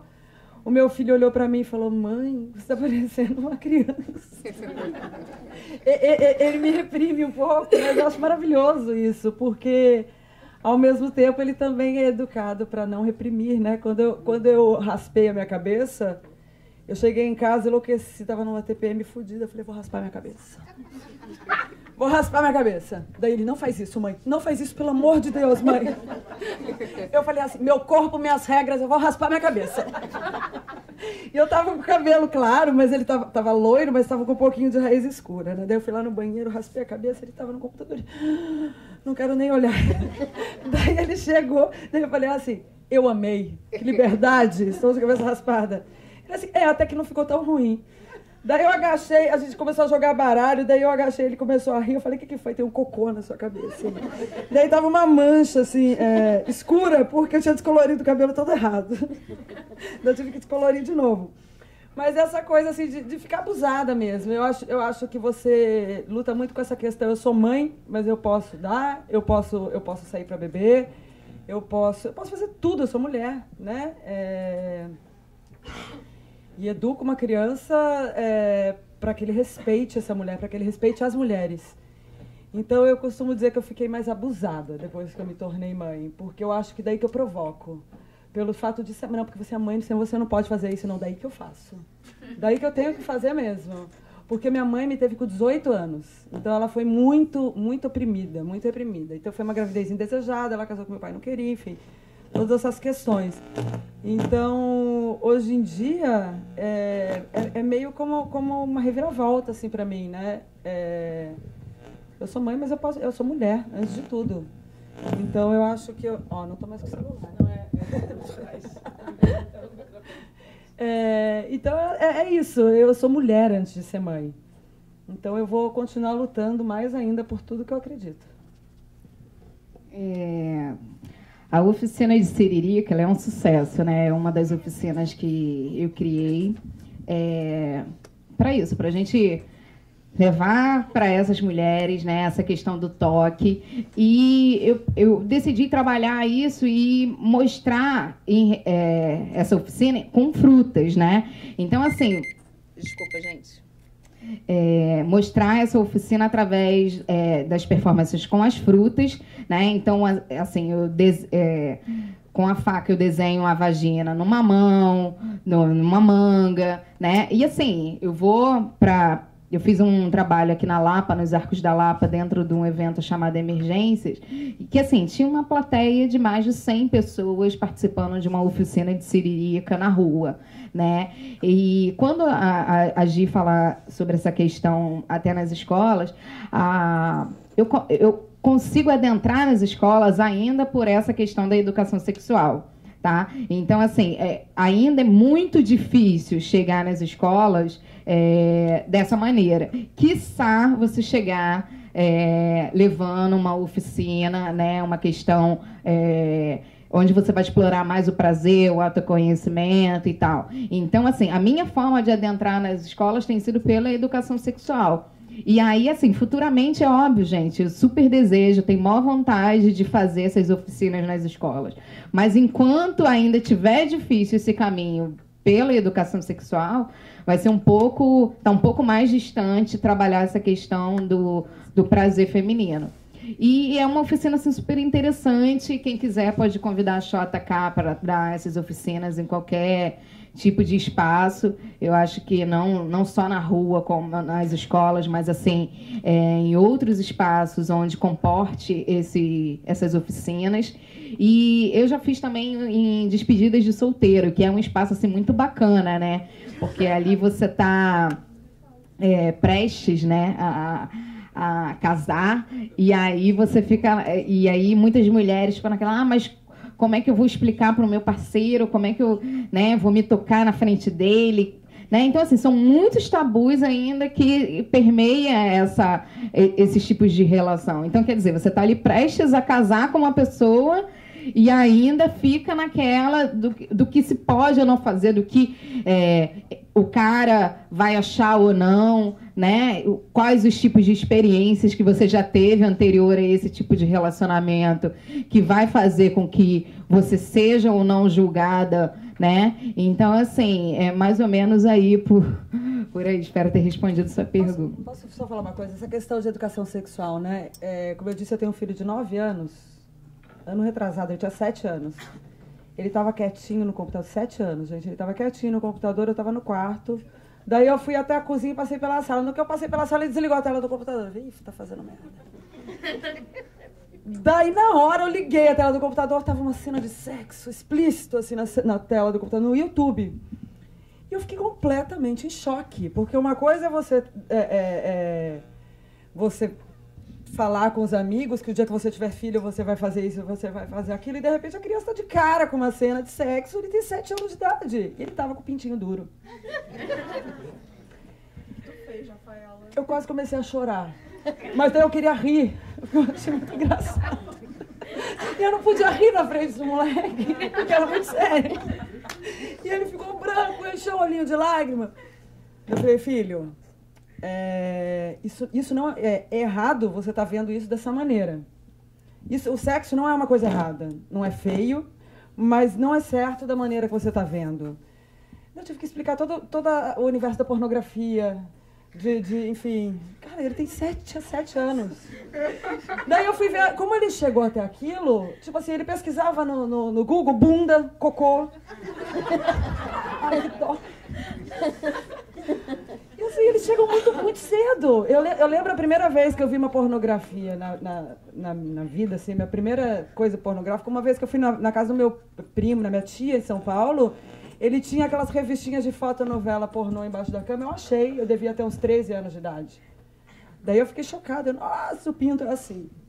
Né? Você fica meio chocada com aquilo. Daí eu comecei a ter entendimento meio que ali na malícia, né? Mas tinha 13 anos. Agora, tipo, 7 anos eles já têm acesso à pornografia, né? É muito fácil. Né? E cada vez mais cedo. Hoje a gente vê crianças bem pequenas, já com o celular na mão, né? Com o YouTube... né, vendo o vídeo. Então, assim, é só um passo para uma pesquisa qualquer, né, de você colocar qualquer tipo de palavra, né, vagina, ânus, pênis, cu, qualquer coisa, e vem ali uma lista de filmes, assim. Então, assim, tá muito mais perto, né, tá muito mais próximo a essas questões do que estariam um tempo atrás. Então, assim, a gente tem a internet aí, televisão, novela, enfim, uma série de coisas que faz com que essas questões cheguem muito mais cedo, né, para as crianças. E agora eu também estava, em relação à sua pergunta, Gi, eu também tenho uma oficina chamada Você Conhece a Xota, que eu fiz com uma escola só, não fiz com a outra porque não houve muita abertura. E aí, em parceria com a professora de biologia, eu fiz essa oficina na escola de Itaboraí. Que nada mais é do que você desenhar uma xota, né? Desenhar ali a vagina e suas representações, né? Tem gente que desenha uma borboleta, uma flor. Quantos anos tinha as crianças? Oi? Quantos anos tinha? Essa turma foi de ensino médio, primeiro ano. Então, assim, uma faixa etária de 14, 15 anos. pré-adolescente. E aí desenharam lá diversas vaginas, representações, flores, borboletas, enfim.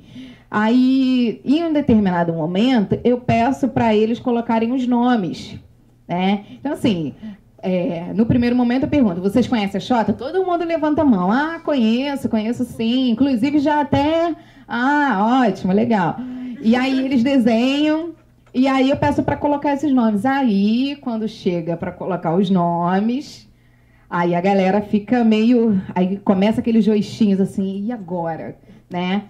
Que nome que eu vou colocar? Como é que é isso? Porque, assim, não se há esse entendimento, né? O que é isso? Onde fica o clitóris? Que lábios são esses? São 4? São 2? Qual que é interno? Qual que é externo? Como é que é isso? E, depois disso, eu peço para eles desenharem internamente, né? Então, aí, esse ovário, o útero, né? E, assim, é um desastre, né? É um desastre porque, assim, você vê que apesar de ter essa pincelada na aula de biologia, né? Não é uma coisa que pesca eles, assim, não é uma coisa que fica essas informações. Então, assim, você vai levar isso para a vida, né? Você vai, daqui a pouco, ter as suas primeiras relações sexuais, a questão dos gays, né? Enfim. Mas você não conhece isso, né? Você não conhece essa parte biológica do seu corpo e nem o que essas coisas vai trazer. Então, assim, os fluidos, né? Essa questão do muco vaginal, enfim, muitas coisas persparzam por aí e, através dessa oficina, eu consigo abordar essas questões, né? Ah, mas eu tenho um corrimento esbranquiçado, será que isso é errado? Será que isso é ruim? O que eu tenho que fazer? Entendeu? Então, a partir do momento quando você tem essa liberdade de falar sobre isso dentro de uma escola, com esses adolescentes, você está plantando uma sementinha, uma pequena sementinha ali que possivelmente eles levam para a vida e procuram-se mais informações, seguem a página, manda dúvidas lá, Xota, aconteceu isso, o que eu faço agora, como é que eu devo agir? Enfim, eu acho que essas oficinas têm trago um bom resultado aí para o que eu venho buscado aí como resultado aí. Bom, tem que começar a criança menor agora. Oi? Então, assim, a questão sexual no consultório, ela é muito interessante. Muita gente busca o atendimento clínico de uma sexóloga, achando que na sexualidade a gente faz um atendimento para questões de opressão e etc. E o consultório da sexualidade humana é um consultório que trabalha com o sintoma da sexualidade. Como eu sou uma gestalt terapeuta e sexóloga, eu não trabalho mais só sob uma perspectiva diagnóstica e sintomática. Então, eu vou atrás de outras coisas dentro de uma clínica convencional com esse conhecimento a mais. Mas a questão da masturbação é interessante porque quando você começa a fazer um atendimento de sexualidade humana, você tem algumas fases para passar. Primeiro você precisa ter vínculo, né? Porque você não confia assim, em alguém do nada. Depois você faz um trabalho só com aquela pessoa e se ela tiver um parceiro ou uma parceira, você faz um trabalho também com o parceiro e com a parceira. Cara, quando chega nesse momento, elas entram em pânico. Os meninos chamam a esposa com muito mais facilidade. E elas vão com muito mais facilidade. Agora, quando as meninas têm que chamar o marido, e principalmente se você tem algum caso, vaginismo, por exemplo, é um caso que você passa um período grande com uma proibição do coito. O que é vaginismo? Vaginismo é o fechamento voluntário do canal vaginal. Não tem uma penetração.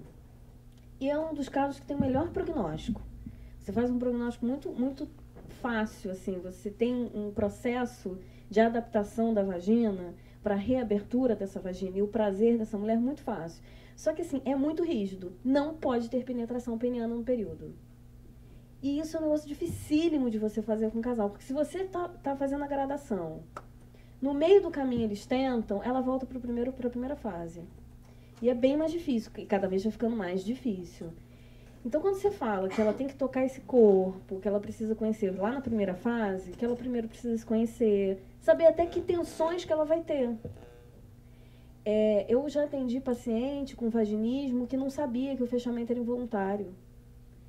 Para ela, era um caso cirúrgico. Tinham que abrir, não é possível, tem que abrir isso aqui na faca. Ela não fazia ideia. Até quando eu chamei a atenção e que foi feito um exercício de banho e etc., eu senti fechar. Ela nunca tinha sentido antes. A falta de contato com o próprio corpo, com o que ela está sentindo naquele momento. Então, assim, é complicado. Você tem primeiro que fazer todo um vínculo para propor um trabalho e que, às vezes, nem sempre ele acontece da melhor forma, porque tem muito tabu envolvido. E uma coisa que elas têm muita fantasia é que todas as amigas trepam loucamente o dia inteiro e são ótimas nisso. Como que ela não? Sabe? Eu, até há pouco tempo, estava com vontade de fazer um grupo de vaginismo, porque é muito mais comum do que se imagina. E as mulheres acham que não, elas são as únicas no mundo que tem aquilo. É novo. E elas que descobriram. Essa sensação. Oi, meu nome é Fran. E só para fazer um adendo ao que a Rafa havia comentado sobre filhos, eu tenho uma filha de 3 anos e 6 meses. E ela, desde 1 ano e 7 meses, ela fica em creche. E eu me mudei, fiquei 11 meses agora em Fortaleza, e eu fui para uma cidade que eu até então não imaginava quanto a religião é o primeiro momento. Rezam para comer, rezam para deitar à tarde, rezam para ir embora. Minha filha sabe rezar Ave Maria, Pai Nosso e o Credo. Melhor do que eu. Pois é. E aí, falando dessa questão do toque e tal, ela me vê menstruar. Aí ela chega todos os momentos que eu estou no banheiro fazendo a troca ou a minha higiene. Ela, mamãe, tá sangrando? A primeira vez ela se assustou. Falei, filha, você tá machucada? E ela fala muito bem para uma criança de 3 anos e 6 meses. Ela, você tá machucada, mamãe? Não, não tô machucada. Isso é menstruação. Aí ela tentou repetir, menzuzão. Eu falei, menzuzão. Ah, tá. Aí todo mês ela me acompanha no banheiro. Ela vai lá pelo menos um momento, ela... Ih, mamãe, tá sangrando, né? Aí ela já acha isso engraçadíssimo. Só que eu cheguei naquele momento da pepeca e do toque. Ela toma banho com o pai, nu. Ela toma banho comigo. Tomamos banho, eu, pai e ela. Isso, a gente nem... Eu vou dizer uma coisa para vocês. Eu tô com 43 anos e eu vejo determinadas discussões que eu vejo que, na minha cabeça, é uma coisa tão normal que eu não consigo discutir. Eu estou falando agora, eu não consigo discutir, mas como ela vai crescer, né? E eu tenho que discutir com ela. E aí ela agora trouxe de Fortaleza essa situação. Não, a minha pepeca só pode pegar minha mãe e meu pai. Aí a gente, opa. E aí Valentina, me diz uma coisa, por que só a mamãe e o papai pode pegar a sua pepeca? Aí ela, mamãe, porque você é minha mãe e meu pai é o meu pai. Então, só você e meu pai podem tocar no meu corpo. Aí o que eu, conversando com a professora agora, porque a gente voltou para o Rio, aí eu pedi um relatório e tal, para entregar na outra escola, eu perguntei para a professora, eu falei, tia, me diga uma coisa. A Valentina ultimamente vem dizendo que ela só pode pegar na pepeca, eu e o pai. Aí a professora, Fran, é impressionante, ela vai ao banheiro fazer xixi, ela quer ir sozinha, ela fecha a porta. Ela vai tomar o banho, ela só fala assim, tia, fica aqui perto, mas não precisa olhar. E assim, aí agora, aí meu marido, óbvio, né, já ficou doido. Não, tocaram na minha filha, fizeram alguma coisa errada, e a professora, não, ela, por ela, não quer. Ela quer se higienizar, ela quer tomar o banho, e ela fala, no meu corpo, ela fala, gente, eu gravo e mostro. No meu corpo, só eu, minha mãe e meu pai. Como isso, né? Para uma criança de 3 anos e 6 meses. E eu já falei com ela sobre pepeca e o piu-piu. Falei que o pai e a mãe namoram. Falei que, olha, hoje você vai dormir com a vovó e com o vovô, que a mamãe vai sair. Ah, mas eu quero ir com vocês. Não. E ela dorme com a gente desde que ela bebê, entre eu e o meu marido, sem problema nenhum. Mas, assim, isso eu confesso que opa, como assim? Aí, por um lado, eu imaginei, gente, é muita maturidade. Ou maturidade para uma criança de 3 anos, eu discuto esses temas em casa, com o meu marido, inclusive, a gente discute coisas familiares, coisas de amigos, então ela tem essa rotina, essa discussão. Mas eu falei, caramba, mas já assim? Eu não sei se eu posso me sentir assustada. Eu tenho 3 estágios. Ou eu me assusto, ou eu digo, uau, que legal. Epa, aconteceu alguma coisa. Pelo menos aconteceu alguma coisa, não aconteceu. O que eu acho, assim, o Davi, o que vocês acham? O Davi, meu filho, desde cedo também teve essa questão de querer tomar banho sozinho, de não querer que eu ajudasse ele, de ter essa coisa de o corpo é dele. Até às vezes ele não quer nem que eu toque, assim, de dar banho. E desde muito cedo. Eu fico meio brava, sabe? É muito estranho. Só que eu acho que ao mesmo tempo é pela liberdade que ele tem, pela liberdade não, pela naturalidade que ele tem com o corpo nu dentro de casa. Porque eu nunca tive problema de andar nua com ele sempre me viu menstruada, trocando absorvente. Em casa a gente não tem esse pudor. Obviamente, eu falo que eu sou mãe, enfim, não tem que um estranho chegar e tirar a roupa dele, ele não é bobo, nunca foi. Mas eu acho que até por essa naturalidade, o corpo é meu, eu vou cuidar dele. No começo eu achei estranho, mas eu já nem questiono muito. Eu fiquei pensando também, será que alguém fez alguma coisa? Não fez. Não, e o meu marido é meu ogro.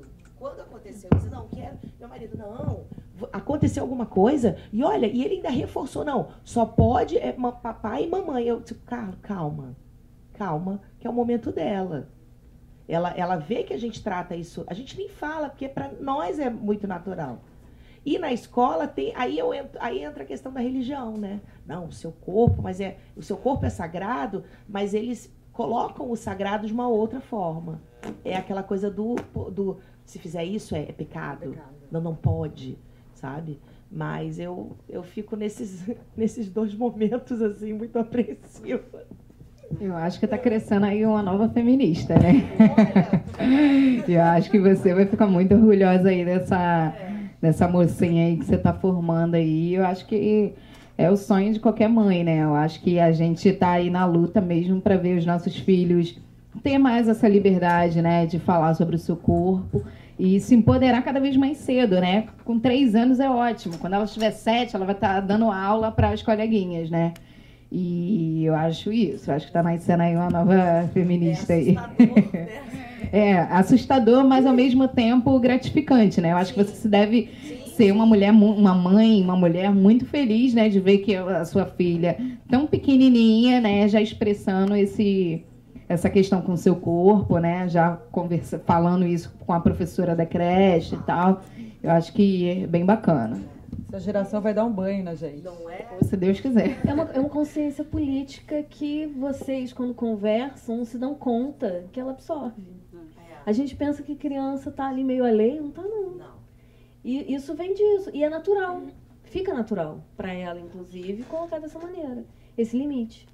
Percebe? É isso que traz muito essa desmistificação. Quando você fica nu na frente, quando você trata o corpo como algo qualquer. Na filosofia, a gente diz que o corpo é sentiente e ele é sentido. Ele é coisa no meio do mundo. Ele é coisa entre as coisas do mundo também. Sabe? Quando você trata esse corpo dessa maneira tão naturalizada, ela absorve isso. Veio de vocês. E assustou. Com certeza. Porque eu acho que a gente tem um momento que a gente não se vê tão natural dessa forma, né? Vivendo e aprendendo.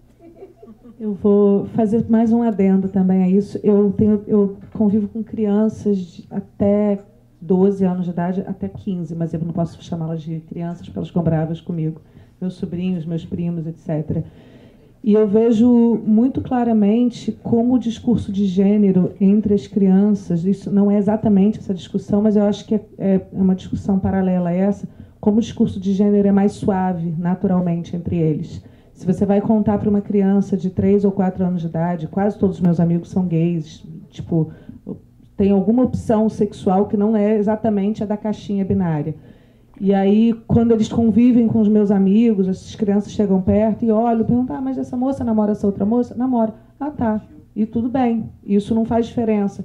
Porque as crianças tendem a naturalizar isso se você naturaliza para elas. Se você conversa com as crianças, explica que isso é uma coisa da vida, as pessoas são assim, as crianças naturalizam isso.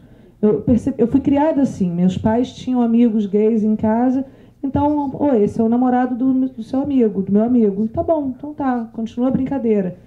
Então, quanto mais a gente naturaliza esse discurso, quanto mais você naturaliza isso, mais natural isso vai sendo, né? Então, enfim, é só um... O Davi, outro dia, desenhou um Pokémon da cabeça dele. Ele falou, mãe, olha o Pokémon que eu desenhei. Eu falei, menino ou menina? Não tem gênero. Maravilhoso, né? Acabou comigo. Maravilhoso, exatamente. O Pokémon não binário. E aí vai ser essas crianças que vão acabar dando aula pra gente, né? Vão trazer outras questões aí daqui pra frente que a gente vai ficar de cara também, né? Não acompanha eles não para ver se a gente não vai ficar para trás, né? Acho que é por aí também. A gente viu aí recentemente essas ocupações nas escolas, enfim, muitas coisas que eram inimagináveis a gente pensar que adolescentes, crianças tão jovens, né, tivessem à frente aí nessas discussões políticas, discussões de corpo, né? Recentemente essa questão do uso da saia, né? No Pedro II. Então, assim, vamos todo mundo usar saia aqui, porque saia não tem gênero, né? Saia é uma roupa, né? A questão do batom também na escola, numa outra escola, né? Que os meninos passaram batom, né? Quem trabalha com teatro, isso é muito normal, né? Tanto homem quanto mulher, maquiagem, enfim. A minha sobrinha estuda nessa escola. Ela chegou em casa e me ligou. Tia, você não vai acreditar. A escola inteira estava de batom. E aí, o diretor foi de batom. Todo mundo de batom, porque o menino tinha sofrido uma advertência porque ele estava de batom. E aí, no dia seguinte, estava todo mundo de batom. É sensacional, né? Então, assim, e a gente está falando de uma escola da Baixada Fluminense. É uma escola de Nova Iguaçu. Então, assim, são muitas coisas que vêm acontecendo e que vêm dando esperança, né? Esperança pra gente, né? Porque, assim, eu tenho 28 anos, mas, assim, eu não lembro desses movimentos, dessas coisas que estão acontecendo mais recentemente, tipo, há 10 anos atrás, né? Quando eu tinha 18, por exemplo. Eu não via muito esses movimentos. Então, assim, que bom, né? Que bom que tem a Rafa, que bom que tem JK, que bom que tem especialista trabalhando essas questões de uma forma muito mais aberta. E inúmeros movimentos aí, inúmeros projetos que as mulheres estão criando, que isso está sendo mais discutido amplamente, né? Esse cordãozinho aqui, por exemplo, com uma chatinha brilhosa azul aqui, é de um projeto chamado Flor de Jan, que é isso, né? Trazer para as bijuterias essa questão da xoxota, né? Dessa xoxota power, né? Para todos os lugares. Então, assim, vai ter chocolate, vai ter colar, vai ter debate, vai ter xota para tudo quanto é lado e nem um passo atrás, né? Eu acho que daqui para frente vamos caçar mais espaços para a gente estar falando com mais pessoas cada vez mais sobre essas questões. Meninas, está acabando nosso tempo. Alguém quer fazer alguma consideração final? Achei super boa a fala final da Xota. Eu quero agradecer a vocês a oportunidade desse espaço e poder falar sobre esses temas, né? Que às vezes são tabu e de uma maneira tão aberta, sem preconceito. E obrigada a todo mundo que veio aqui ter paciência para escutar a gente. Eu também gostaria de agradecer o convite, né? Queria dizer que a Xota está literalmente aberta, né? Para essas discussões, né? Para debate, para oficinas. Então, assim, convidem a Xota, curtam a página no Facebook, é JK, Xota com X mesmo. Tem no Instagram. A gente está lá, né? Permanecendo na resistência, às vezes bloqueada, às vezes não. Mas eu estou sempre lá respondendo as perguntas. Tem e-mail também, jk69@gmail.com. Então, quem quiser também encomendar chocolates eróticos, tá? A gente está aí, Xota aberta aí para geral, para todo mundo. E é isso. Obrigado, tá? Pela presença de vocês. E estou muito feliz. Saio daqui hoje muito feliz de ter falado mais um pouquinho sobre o meu trabalho e ter visto esses rostinhos aí jovens, não tão jovens, mas com muitas histórias para contar, e espero ter contribuído aí um pouquinho aí pro debate aí. Eu queria agradecer a presença de todo mundo que está aqui hoje, nesse projeto que se encerra hoje, no caso do ciclo de debates, né? E é muito gostoso sempre a gente poder trocar e ver essa conversa, com certeza quando lá fora também, né? Tendo ressonância, assim. Isso é muito importante. Meus contatos estão na página do evento, se alguém quiser entrar em contato, tirar dúvida, mandar questões, enfim, super aberto também para qualquer coisa. Ok? Gente, brigadíssima.